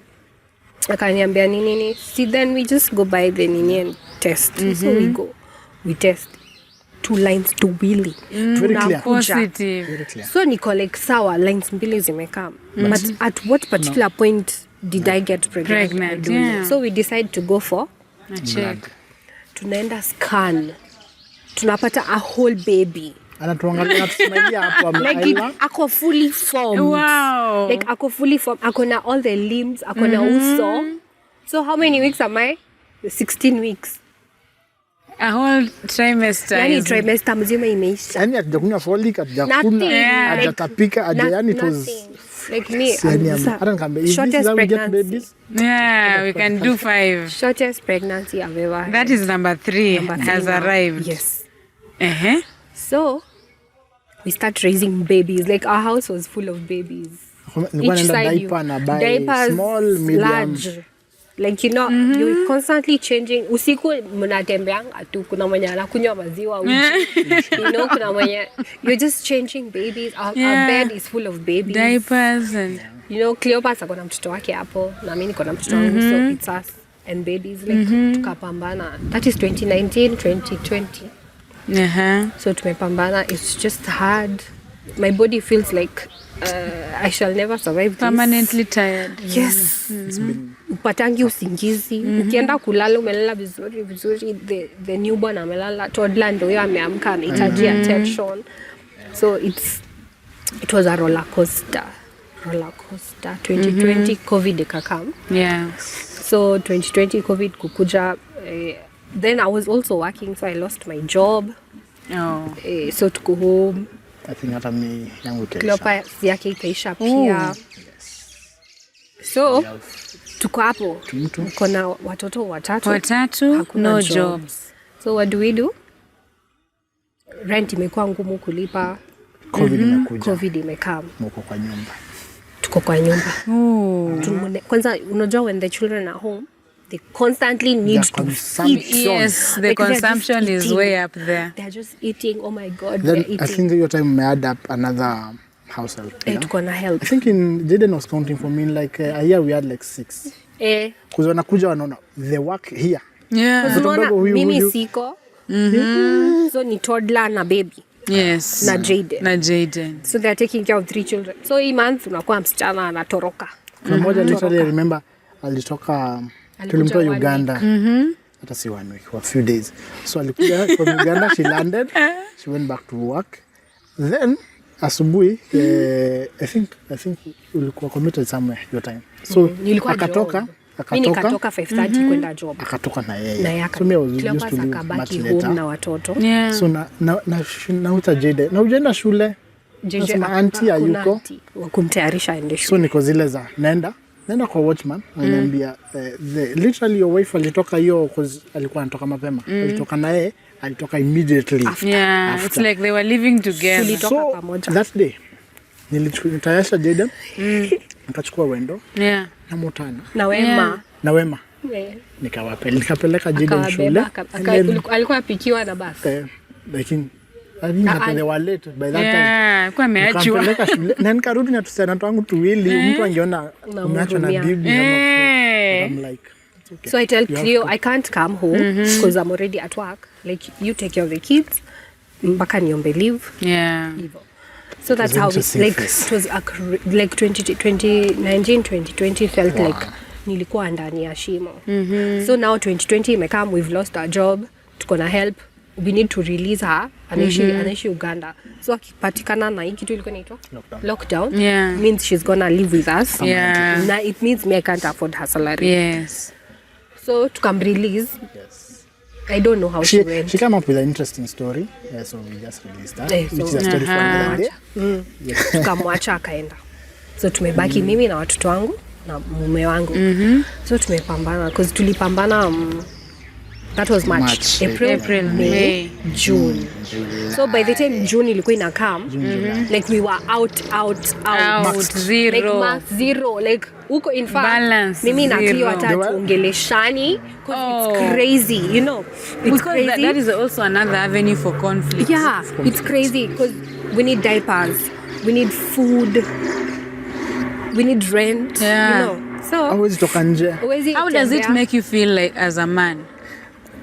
Because as a woman, I feel like we already have 3 children. Let me handle the children. You go look for wewe it. tafuta. Like kitu ikiisha ni unamwambia sasa tunakula nini? Yeah. Hey, it was hard. Nearly hata usiku na I think that is the time I prayed the most. Some of the ukiangalia laptop yangu, the things I've written about my life nimekuja your time because nilikuwa na sitting room una usingizi. Unaenda tu hapo unaweka worship. Nakaa kwa carpet. Literally things just flow. Yeah. So literally most of the things that I want to achieve in life now, literally got them from that time. Then that time nimeanza the new business I'm doing. Nisema let me do it full time. Yeah. And it's business at its risk. Yes. Then I lose. The little you have, inatandikwa vizuri. Yes. And you like back to now square zero. Ninasia Zero kuchapa mangumi. So more conflict and more conflict. But it was not easy. Not easy. I think it got to a place we said, no, we have to move. So tukasema we have to go. And then kuna lockdown. Yeah. So you can't, the only place tungeenda ni Thika. Yeah. So we went to Thika for a period of a few days. And then so you said we're looking for a permit so that we go to Machakos. Naona kuna lockdown. Yes. By God's grace, Uhuru akafungua. Like Uhuru alifungua first July. No, if akifungua July, before the day before I'd gone to the chief, I'd gotten all the permits. I was cleared to move from Nairobi. Na kwa nikieka Nairobi mnanimaliza. Wacha niende nikalime Nairobi sukuma. inatumaliza. We can't Exactly. feed our kids. Wait, so. you're going to Machakos? Yeah, now we're going to close home. Oh. Because you see, like rent inatupeleka. To the parents' home. Hey, To home. food inatupeleka Yeah, and you kufa. have children. Tuko na watoto. Tumeweka watoto kwa flat ndani ya nyumba. Hawaoni They jua. watoki, You see, hawezi. like it's crazy. It's crazy because now me and Cleo are fighting. The kids are also tired. So it's a lot. So we go to Thika now to my parents' home. We stay for a few days as we look for permits. We find the permits. And then by God's grace, Uhuru anafungua. Yeah. So we don't even need to use the permits. And then now, Quick, fast. we go to Machakos. Like Machakos. lockdown imefunguliwa. We go to Machakos. And then Machakos, now we can breathe. Yeah. Rajo, it means I have food. Yeah, And then I don't have to worry shelter. about Rent. There's a free watoto wanacheza. wanacheza. Yeah. I Kwa don't nyumba have to walikuwa worry. naishi hadi wanamzaa tutaishi kwa Eh, nyumba hadi wanataka, can we go Yeah. take a walk? You're afraid if you take a walk mtapatana na COVID. mtu akohoe. 7 hivi nilikuwa napata nasikia tu magari za polisi. Polisi Wiu. So we go to Machakos. Cleo is going to Machakos as well. No. No, we had to. Okay, He had to take us. This was just a provisional measure. Yeah, just to keep my afloat. family. We ensure Now that back to the you. larger family is okay. I So can't Cleo- imagine my husband taking me to his mother. Yes. So Cleopas But home, Machakos amenipeleka is- Machakos and drop Machakos. I'm like, hapa we farm hoho. With 3 Guys. children. The problem is 3 children is not even a lot when you have the grandparents Oh, yeah. and Cleo's sister. Yeah. So the problem is me ni Mkikuyu. I'm relating with Kambas. Kambas. It's me and my in-laws. Yes. So hapo. In-laws, ile topic tulifanya premarital ya in-laws comes to Comes to play. Glaring on play. your face. And finances. Pamoja. Zote ziko hapo. How long did you stay in 6 months. Machakos? 6 months. Nilikuwa You need to congratulate yourself. I do always. Niko tu. I think namwambianga alipanda hoho ikamea. Hoho babe ama mahindi. Unajua Mahindi. first sijawahi lima. So nimelima. Mama Cleo ameniambia twende kwa shamba. Go like mimi sijui kulima. Yeah. Niambia nitakufunza. You learn. Tukaenda shamba mnapanda mbosho hadi mnavuna. Hiyo ni msimu mmoja. Like I used to count. We went there 5th July and count I learned 5th August. 1 month down. I remember. 5th September. 2 months. Oh my Yeah. God. Is Cleo coming to visit? He comes to visit. Not to visit, I come. You He come comes home. to visit. Wait. The thing, so for me ni lazima niende nitafute hustle. Yes. get a job, just Because bado settle back. tunahitaji diapers Yeah. na sabuni na watoto wangu wanapenda Nika tu life kukula. yangu, Ni Yes. I have to do that and also know how tutarudi back. Oh, Yeah, 'cause we yeah. need Because it's not a permanent. Because you see also school inakam. School is Yes. coming. And I think your time watoto wako shule so you're like wacha wakae tu home na the grandparents Yeah. kuna home kuna nyumba huko there is everything. Alafu pia hii COVID they are not secure there. Freedom and everything. But also looking forward also so much. God does some things for his own. Yeah. Kama bedhi then our daughter Angewahi kuwa amekaa na shushu yake. So me niko Nairobi, I'm looking for what to do, Yeah. how to bring them back. I remember nikienda home, the hardest question was unaturudisha home when? Ama when are we going to our home? When are we going Ninamuona back to tu Nairobi? tunarudi. And I remember I used to tell her by 23rd December I will bring you back. Yes. I don't know how. Hiyo hata sina kazi. Yani Anani you're like, promise tu. by 23rd December. Yeah. I'm back. Don't worry. And funny enough, 23rd December we are back. Yeah. How God Oh. Imagine. That was You that's brought what them back. Yes. By 23rd we literally had everything to come back. And Akasema tukae home nyuma Christmas. tumefanya but now it's not Christmas so we came back on 26th of December. But that takes a lot of swallowing your pride to take your family home. But at the time Do the people home know why you're home? Yeah, they do. No, that takes a lot of swallowing your Because now pride. the thing ni, both of us have lost our jobs. Yeah. Kuna lockdown literally you're confined in a place. So They can't unapata- send food to us. Okay, they used to send food to us. tunashindwaje? Naona hata hao wanashindwa. Like, how are we going to help you guys? Yeah. Because you see, you're stuck in Nairobi. You guys are not meeting rent. You guys are not.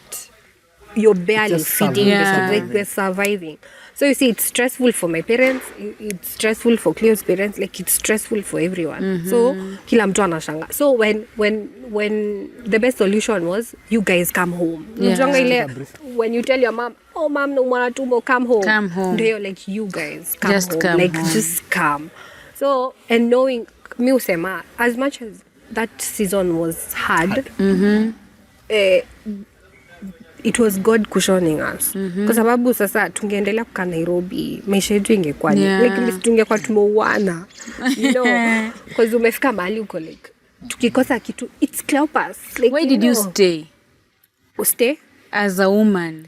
You Stay have an with- option of now of leaving. taking your children and going Hata back to even the before you parents. ask her why she stayed, Yeah. tulikaa chini. Yeah. Akaniambia, Cleo, Mi ndo nilimshow. twende home. Nilimshow Akamwambia, twende "Come, home. I know you. That is Cleo not." kaniuliza unataka That kwenda idea was in my Machakos? mind, lakini Yeah. niliwa- Huwezi hata sema. nikimwambia Hata, my wife nitachapa cannot go to coffee. Machakos. How, man? So nikozileza. So it came from her and I told what manze, if it's working on somebody, you're working on her big time. So tula you sure. Bebe kwanza nikakataa. I'm like no. I think Nita sitaki hustle. mitigate vitu zingine, let me just push it until I see something. But I remember that time we even traveled to Uganda to do some biasharas. I went there, zika gonga, so even lost the capital that time. Oh. So tukarudi na MPESA, twende kama We ni go to kwenda ni Machakos. Nataka kwenda Machakos. Why did I stay? Like, Yeah. by the, I keep asking myself the same question. Like, why did I stay? I stayed. I love this guy. Like, Thanks. I love you him too. a lot. We are in this together. Like, hata nikienda alafu Yeah. like musema, so siku moja wenda sikiangi ati why did mom leave dad? Because we were broke. Broke. Mom. Surely. Really? Maybe babake No. sasa amekuwa And Yeah. maybe, but the commitment I made, hiyo siku tulisema hizo vows. In sickness and in health. in riches and in poverty. in poverty. So kama si death imetuseparate, Yeah. why am I leaving? I'm leaving him because sahi COVID imekam. Yeah. Why? Like, why? So nikasema acha tukae, so tukaenda Machakos, You came back. nikajoin in hadi 26. machama. In Like, Machakos. hey, nilikuwa ninafunga leso, tukafight about leso. Wakamba wanafunganga leso. the first thing you come Like, to niko our home, smart. mama nakupea I am leso. looking so nice. Yeah, In fact, like I'm even this. in a dress. Napewa leso. So I keep asking Cleo, mbona ninapewa leso? Like, is my Just- dress Cleopas ako like, watu kufunga leso? I want to know the reason watu wanafunga Yeah. leso. Like, just funga leso. So Cleopas ananiambia tu watu. So we fought about it. Mama yake kazi yake ni kuniambia funga leso. Niko like, mimi sijisikii kufunga leso. Sijisikii. You tell your mother sijisikii Simwambii kufunga. but sifungi. Anashindwa nini You mbaya? survived Machakos for 6 months. Cleopas akikuja nyumbani hiyo Friday namwambia hii wiki nimefungishwa leso. I'm sorry. Yes. Niambia don't worry. it's fine. Let's come back to Nairobi now. Sasa tumerudi Yeah. Nairobi. Sasa ni Come back, we've settled in. watoto wamerudi shule Jan. Yes. So now this is 2021. Yeah. Tumerudi Nairobi. So we are back. Cleopas has a Pata job. balance. Sindio? Because the only January peke yake ndo hakukuwa na kazi, but by God's grace, God provided the money for them. Because the money we had moved with was able to move mpaka January. So we catered for the rent then. And then so now we're back. And it feels like we are fine. Yeah. Cleo has a Stabilizing. job, Yeah, we're at least things are stabilizing. okay. You know, so then I had decided I don't want to go. Kwa sababu unaona 2019, 2020 tume character developiwa na wasichana. So we decide, let me stay home with the girls.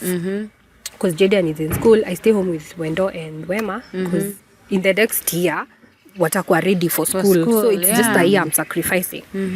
So 2021 we stay. And then we are fine. Like, we're doing really fine. We're back to devotions with the babies. We used to have Church. church tumerudi.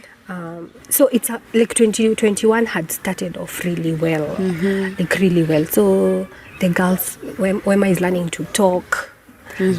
She's alikuwa anatembea tukiwa ucha. My babies walk really early, so alafu because of having siblings wanaongea mapema also, so we're having a good time. Like I have a routine. Tunaamkanga 8, we change diapers, we eat breakfast. You know, I am settling in kwa hii maisha. Yeah, like, stay it at feels home, like mom. it's good. It's really good. In fact, hata hiyo mwaka nilikuwa naionia Cleo nguo. Manzo unaenda kazi zile za Cleo, your shirt is well pressed. I'm Yes. I am My a wife. wife. My I wife. know See the how I Lord, do it's my things. wife. So I'll wake up, Tayarisha Jaden, he goes to school. Yeah. And then stay with the girls. Saa 8 tuna take a good nap. Yeah. Every time Cleopas anakuja home, I am ready for him. Yeah. We're ready to do this. And then so that's February, March, April. Like our life is just good. April, I remember we celebrated my dad's birthday.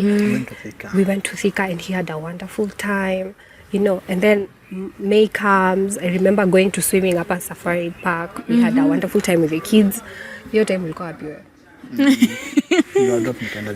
and then the end of May, Wema's birthday was 31st May. So Wema is your second born. my third born. Oh, now. the last one. So it's her birthday. We're looking forward to her birthday. We've planned tumetafuta keki nini nini. And then on Friday, Cleo's cousin had come. So she came. We had a wonderful time then also. So that day, on Thursday now, before Friday, on Thursday, 27th, we baked a cake like in the middle of the night. Funny enough, Wema did not want to sleep. And she was just excited. She was just birthday, so birthday. So we said at the midnight, literally. Tuamke to bake cake. Tukaamua, let's go bake cake. So tumeweka bake kwa oven. So nakuja nachungulia, nakuja na baba keki yangu. I'm like, yeah. So we had cake. Cake ikaiva. Aliuma usiku. Luma kidogo, then we told her, sleep. Tutapata sugar rush, go morning. sleep. So we went, slept. In the morning, Later we woke akalala up, kwa bed yetu, then tukambeba, tukapeleka kwa kitanda yake. Yes. So on Friday, we wake up, Cleo goes to work, Jaden goes to school, Cleo's cousin goes to work, so mimi nabaki na wasichana wangu. So tukachill tu hapo na wasichana, and then at around 9ish, nika decide let me wash clothes. Kwa nasikia kufua nguo. I decided let me do laundry. So we do laundry kama kawaida. It's a thing we do every day. Because naona ni routine. Yeah. So nikafua nguo, wasichana wako hapo wana watch TV. Nikafua nguo nikamaliza, nikamwambia I am done washing clothes, we go hang clothes. So Wema used to carry aka bucket, ka pegs. Alafu huyu mwingine abeba kingine. So tukapanda. Nikaanika nguo. So wako Rooftop. Nikapanda, nikaanika nguo. And then they're just playing. So I tell them, teremkeni, like I'm almost done. Yeah.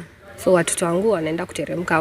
Wendo, this is the big one, akaketi kwa stairs. So Wema is running. So I am bending, nafinya nguo ndio niinuke ni hang ya mwisho tuteremke.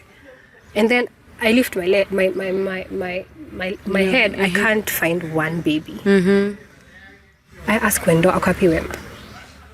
So tunaangaliana, tuko like, what is going on? So I look down all the way to 4th floor. I see my child. Like my child ako hapo amelala, and my mind flips. So I start screaming and I run down. So I run. I'm screaming like really hard. I take my child, akanitapikia, and then I learn that she's still here. Yeah. So one of the neighbors comes, because you know I'm hysterical now. My mind is foggy. I can't think. So one of the neighbors comes and tells me, "Twende hospitali." Yeah. So I'm in a short and t-shirt. Wendo is also crying.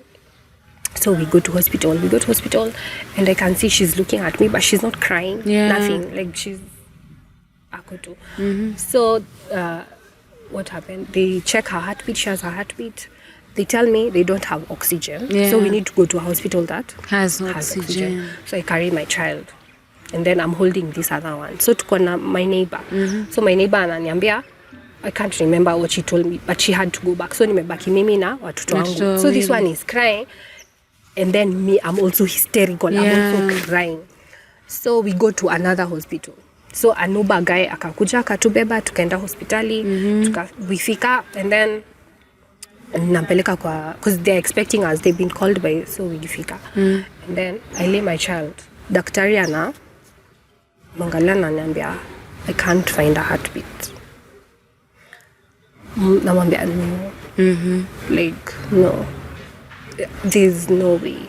Like huyu mtoto tumekuwa naye sai. And then no, so what happened? Kambia she fell over. Kaniambia the way it seems, when she fell, the stomach, hizo zote zilifall kwa lungs. So lungs zime collapse. So she's gone. I'm thinking, oh my God. So my neighbor, huyu mwenye alimpeleka the first hospital, amekuja by now, amekuja na simu yangu. So sikuwa najua amekaa na simu. So you see, I'm still with Wendo. Wendo now is crying. So I leave Wema, I go with Wendo, we go. And then the only person I knew I needed to talk to was Cleo. So I tell them, phone yangu haina charge. Mnaweza nisaidia charger. Akanisaidia charger. So anytime I try to call Cleo, simu ina switch off. So I tell them, like, nisaidieni simu, I need to call my husband because I can't do this alone. They tell me to relax. Please don't tell me to relax. I just need to call my husband. So I call Cleo, and then I'm thinking, what am I going to tell him? So I tell him, babe, Wema, unza ni nini? Wema, you need to come to Neema. That is what I told you. Anza ni nini, babe? Mbea, you come. Na nikakata. So you called them after that? I think because nilikuwa meeting fulani Westlands. Yes, so some stuff we are finish off ya kampuni. So natoka, so I'm going back. So naangalia. I remember even the road that I was. Nikona a strange number calling me. Lakini tukole na kwambia ni Neema hospital. So I just call. Then I think now kaniambia she could even talk. I couldn't tell you. Wema. So I'm like, Wema amefanya nini? Like literally nimemwacha asubuhi, we talked at 12 nilikuwa na yeye. Hakukuwa mgonjwa. Nini kuja kusi amefanya nini? So I just wanted, unajua ile instinct. Tell me amefanya nini? So I think nilikuwa katikati ya barabara, literally nilisink. Yani ile unajua whatever I'm going to meet is not good at all. I do not know why. I do not know what. But babe amempigia kilia, haizi ongea, sema problem. So I call Uber. So it comes, it picks me up. Then I think I called one of my friends. You called Sammy? I called, not Sammy, when I called Matthew. Oh yeah. I told Matthew naje tupatane hosi. I don't know, but we nataka tuwe kuja. So literally I thought he was in Westlands because he used to work in Westlands 29. So kaniambia yuko but so I remember I called in Uber. I called Neema hospital. Kaniambia just okay. Just tell me my wife is okay, yes anaongea. My child akona. Kaniambia wewe fika hapa. I think that I just knew hapa hakuna kitu naenda. I did not know what. I remember I cried. I literally almost ng'oa hiyo kiti because some other pain just came. Nilikuwa najua manze naenda kuona lakini zeni kupata mtoto wangu. So I think from Westlands to Kawaskari was the longest distance. I think I screamed in that car. I just did everything. So Dave ananiangalia hata anashindwa kuniongelesha tu ako. Enda mbio. Like, I need to be there. So I got there. I found literally my wife was there. I think a few people had come. No. Yes, I found her quite gate literally. I saw her. Unajua ile unapatikana, unaona tu amesimama hapo. And you see ameshikilia Wendo. So I just hugged her and I knew that is it. So I went, nikaenda nikapelekwa where she was. And I looked at her. Akaanza kumfanyia first aid. I looked at her and I asked the doctor, so she's not normal. I think because I am a Christian, I know resurrection happens. Akaanza kuomba akimpe hewa. I told you, I knew natoka hapo with a child that is breathing. So I remember I called my pastor. I now I serve under Pastor Silas Owiti. So I called him, I told him, come, there's something you need to do in the hospital. Then I call Pastor Paul Karanja. I tell him, this has happened, Niko Hosi, just come, we pray. I think Pastor Karanja was not available at the time. He was out there travel, so but he sent his team. Then I prayed for that. I remember nilikuwa na unajua ile unasoma venye Elijah alifanya alilala kampulizia. I did that. Like, daktari anakuja na mmoja slim ya loro.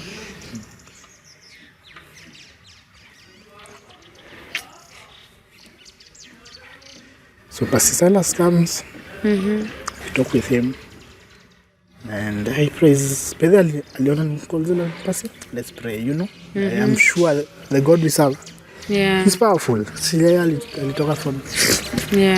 that moment, I was fully convinced that she's gonna come back.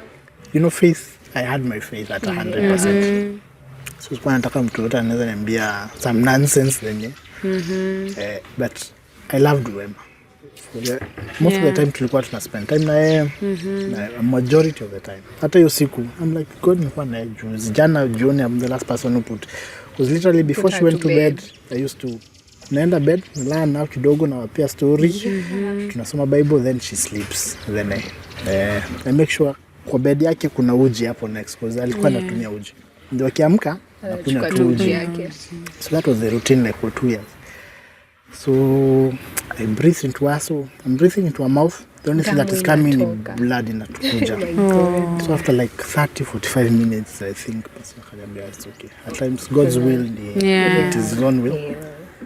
And I say, sir, God, I think, I still believe people resurrect. Yes, but for this time, maybe it was not the case. I let go. But that was. So after that, now we need to start calling our parents.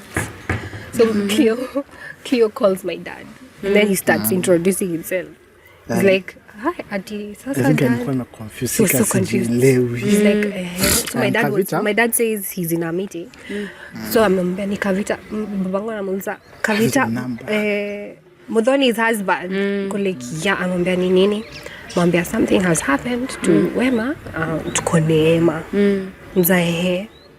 So my dad is like, okay. Akaambia watu kwa meetings, you guys, something has happened. I gotta go. So I think he had told my auntie. My auntie calls my brother and sister. My brother and sister at home. So they call dad. Wanamuza ni nini? Wanamwambia kitu imehappen kwa one of, because they confused Wendo and Wema. One of the babies, Nico, wanamwambia si ukama utuchukue. So dad anawachukua and then they come. So we are trying to call Cleo's parents wako kwa shamba. Simu zinaingia. Like we call, I think they got 100 missed calls. So we are wondering, so to call nani because we need to tell them. Like unajua musema before, because you know now people are starting to know. You don't want them to be shocked. So we got Mutua, I think. So we told Mutua to go. Mutua is Cleo's cousin, to go and tell them. So I think wakaambiwa. So now they start coming all the way from Machakos. So my parents come, my cousins wame come. So we are all of us, and then Pastor Paul ametuma watu. Hiyo time Pastor Paul was in Clay City. Watu wa Clay City wameanza kukam. So we are a whole group, and then now we are told the body cannot be discharged from hospital until kwa sababu it's a police case or something. Because now lazima explain the accident because it was an accident. So police. Remember tulienda police station na policeman. So any suspect, namwambia, what do you mean by suspect? An accident. Your wife, nonsense. It's an accident, and literally, I think whatever she told me, that's what I relayed. So we went, did the statements. The policeman came. Waende waone your scene. Waone like, so what happened? Alipitia wapi? By floor. And the only gap that in the entire 5 floors that was an inch bigger was the only entrance. Hiyo peke yake. So, because literally I was there with the policeman. We did everything just to assert that landlord that had fault, that he did not build the house in a good way. So we did that. And then that's when we just said it was an accident. This is what happened. And yes, that, what did that do to the two of you? Did you feel like you were to blame? Initially, I did. Like initially, I felt like in my head, I knew kwa sababu hiyo ni place tulikuwa Monday tulikuwa hapo, Tuesday, Wednesday, Thursday, Friday. But for some reason, I kept feeling that hiyo siku I shouldn't have washed clothes. I should have gone with them. Cleo kept feeling I should have gone to work. You know, I should have left them in their house.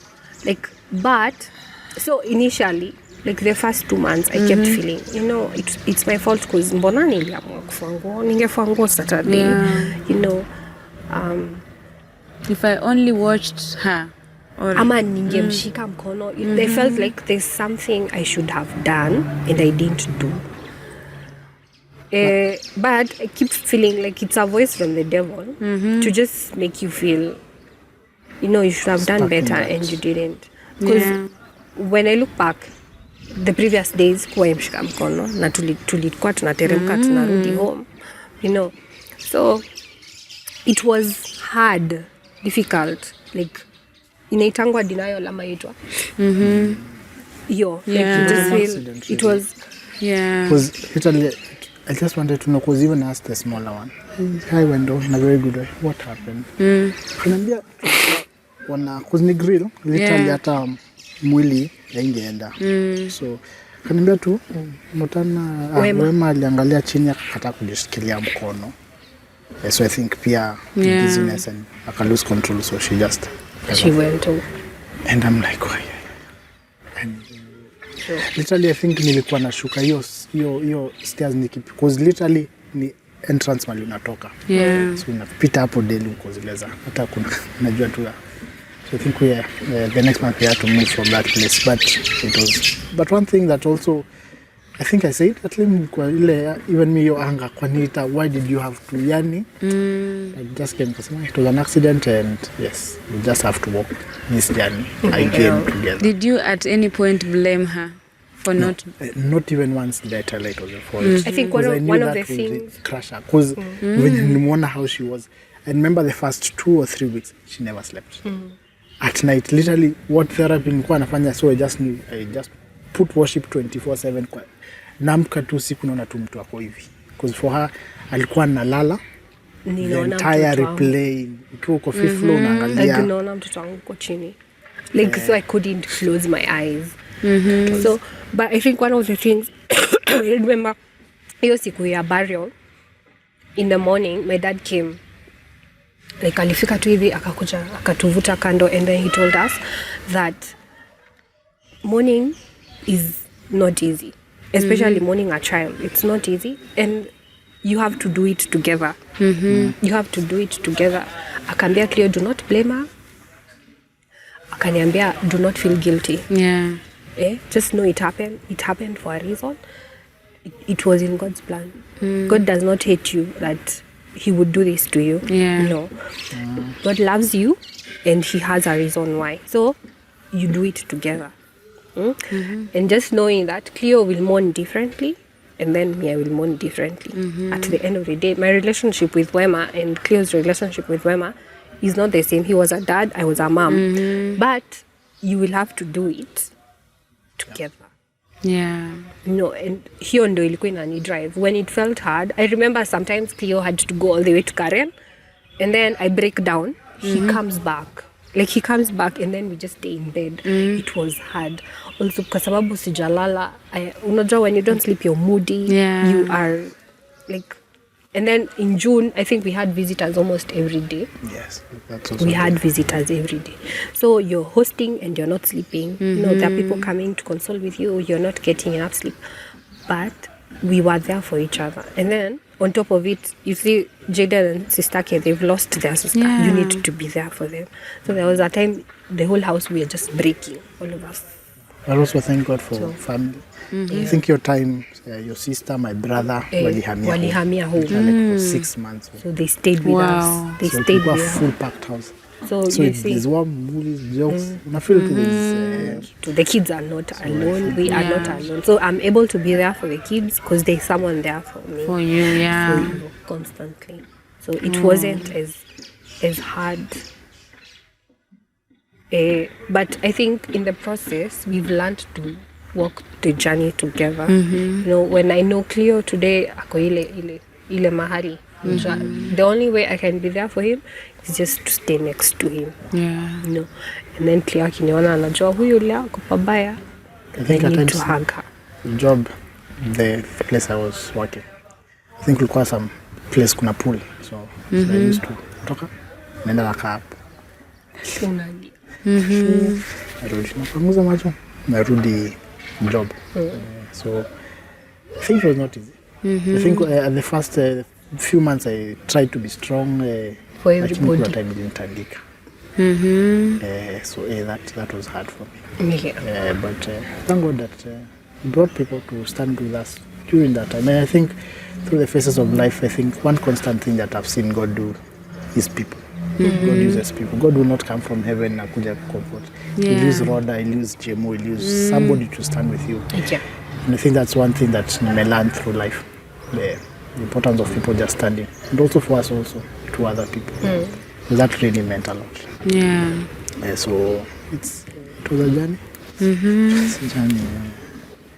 So tulijibu maswali za so Juwema ameenda kukaa na Jesus, kwa nini akuji home? Oh. You know, because now Wendo has questions. She's asking, so when Wema atakuja saa ngapi? Mtu akienda kwa Jesus anaendanga anakaa huko. So we had to Ama tunaenda, so we buried her. So si basi tunaenda tuende. tumuone. So tuende tukamuone sasa. So it's been a journey. It hasn't been easy. But I can say the other day, now in May, we celebrated, that's 2 years now? Yeah. 2 years, and walikuwa hapo wanasema, like they can't believe now they don't cry. Like when they think about their sister, they miss her. We look at her videos and photos, we talk about her, but they don't cry. There was a time they crying. Wendo would wake up and cry hysterically. Alafu sasa hiyo siku hatuendi shule kwa sababu sasa utampeleka shule akilia, you know, ama Jaden is feeling, you know, it has gotten easier with time. It has brought us together as a family. So it's amazing. So hiyo time mtu angeniambia nitawaipata mtoto tena, ambia you You're crazy. I was so mad at people. You know, some people console you by telling you, God will give you another one. God is gonna give you another one. I'm like, after if he gives me 100 children, hakuna Wema hapo, you know, it's gonna be a different baby. So I was so angry. So as Cleo had said, we wanted to have our children, all of them, by the time we are 30. So last year tumeturn 30.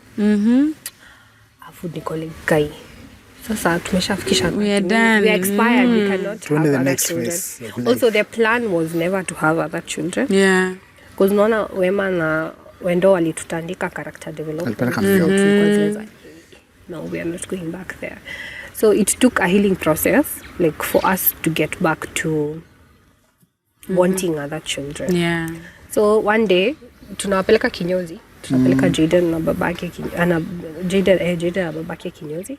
I'm carrying Wendo on my back, and then she tells me, Mom, sasa tunafaa kupata mtoto mwingine. You to tell us. I'm like, okay. It's only 3 years. Kwa nini tunafaa kupata mtoto mwingine? Sababu sasa tunafaa kupata mtoto mwingine. So I tell her, okay, sawa basi. So me, I'm thinking, okay, God, me, I don't think. Also, unajua sometimes when you're home, you just talk to yourself and tell yourself, me, I'm never having children. So kuna the power of your mouth in your head, you look like, ata sasa nitaanza kuongelesha God tena nimwambia I need children. Na nilimwambia staki. Yeah. So niko hiyo process ya no. So one day I'm watching, after that, we got COVID. Literally, I think there's a second wave. Yeah, there's a second wave. They literally kuna time I used to wake up because we were living then, myself, my wife, watoto wote, then our sister. And my Cleo's cousin. Yes, Your brother had moved my out. bro went, then my cousin Glady came now. Yes. Kuna time yani nyumba yote imetandikwa COVID. Kuna COVID. Watoto yani kila mtu. And then nilikuwa naamka nafanya hivi wife. Nilitoka anapumua. Because me when anajua na sisikia kipumua. Nasikia vibaya. We were like that also. Hey, that was hard. I remember best yangu sikwenda harusi yake, hata sikumwambia kwa nini. So nilipitia kuja harusi yangu, mimi niko na dead. Si wote. Yeah. So dai. Tunatoka hapo tunajitandika kwa jua yani cause mna freeze na kuna jua. It's so hot but you're freezing. Ma concussion manini, and that was another. So umetoka hapa, so in your mind kuna hiyo fear ya manzi. Na chiki Jaden akona COVID, the sister pia Wendo, yani because God by the tafadhali unatufagia si wote yani, nikamwambia kani si wote tuchukue si wote pamoja, sitaki ku feel the pain that I went through last year. And so last year like hiyo ilikuwa May na ni July. July hapo. Yani mnatandikwa left right center. And by the we just kept on. God healed Sisi. Came back. I think I thank God also for job your time. Because amenipea your time ya morning. Sijakuwa. They were very supportive. Mr. Godfrey, amazing man. Then after that, COVID imekuja. But okay, not luckily. But before my boss had also had COVID. So alikuwa anajua the gravity. So ile usikanyange kazi. Mpaka uponye. So we had time to just recover well. Heal. But also it was scary. Sana. It was scary. So after that is when I had the idea, hey, I should have children. I should have another baby. Why? In case I die. In case you die, so you leave this other one with... At least wakwe wengi, man. Wakwe wako na each other. Wako na each other. So the idea started.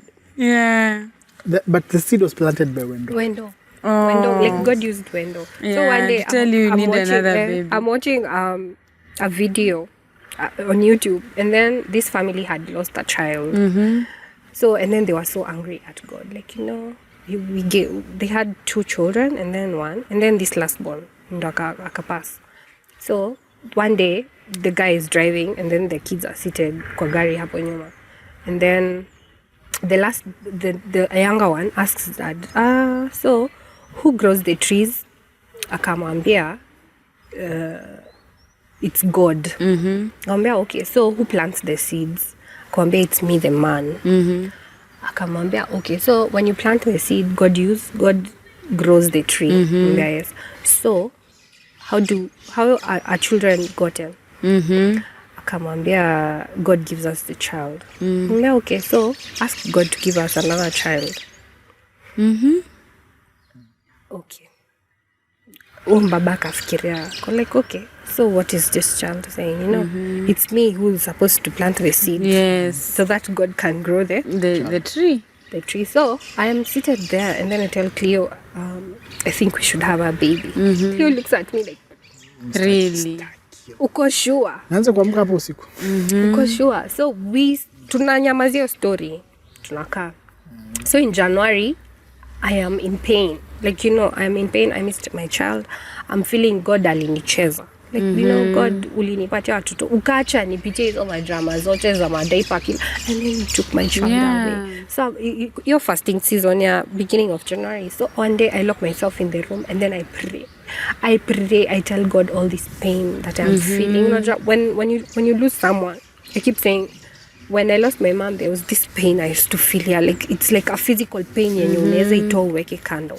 So with Wema, it was the same. It was just an intense pain that was constantly with me. It was, and I felt like I could touch it.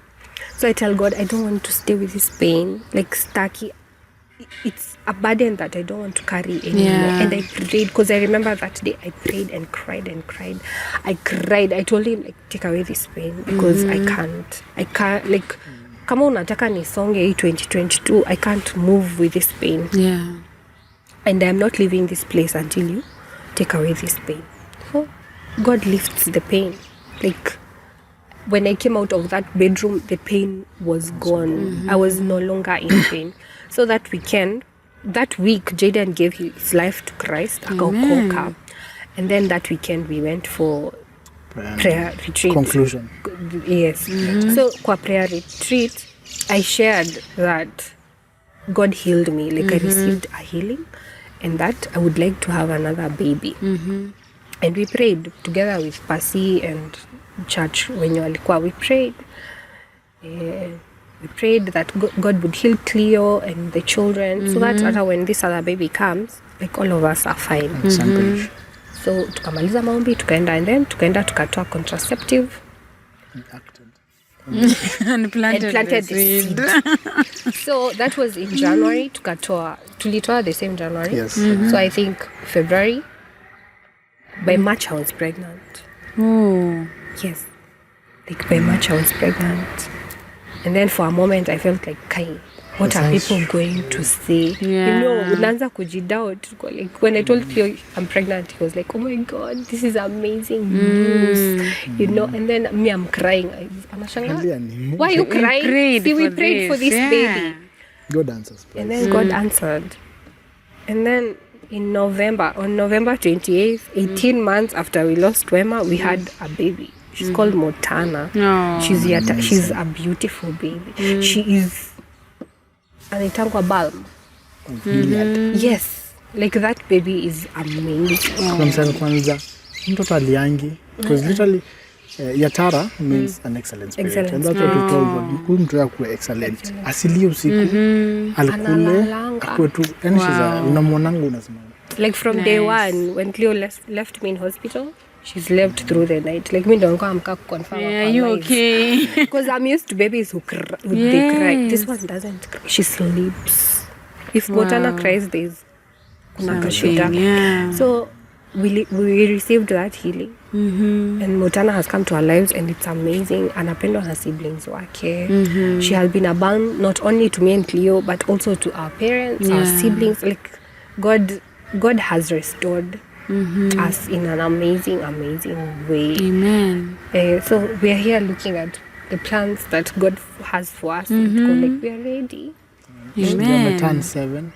She's walking and crawl na kutembea na meza. Yeah. So Wow. God heals in his own way. When you were getting married or in Form 3, did you imagine? Ningeambiwa tu a glimpse of yes, this is what your marriage, 7 years in marriage. Tutaoana siku ya 42. I think wow. Marriage skippy parts. Singekuwa ready. Yeah, you will never be ready for all this. Because at times nakanga nasema God by the way nimepitia vitu mob. Yes. A lot. I'm only 30 now.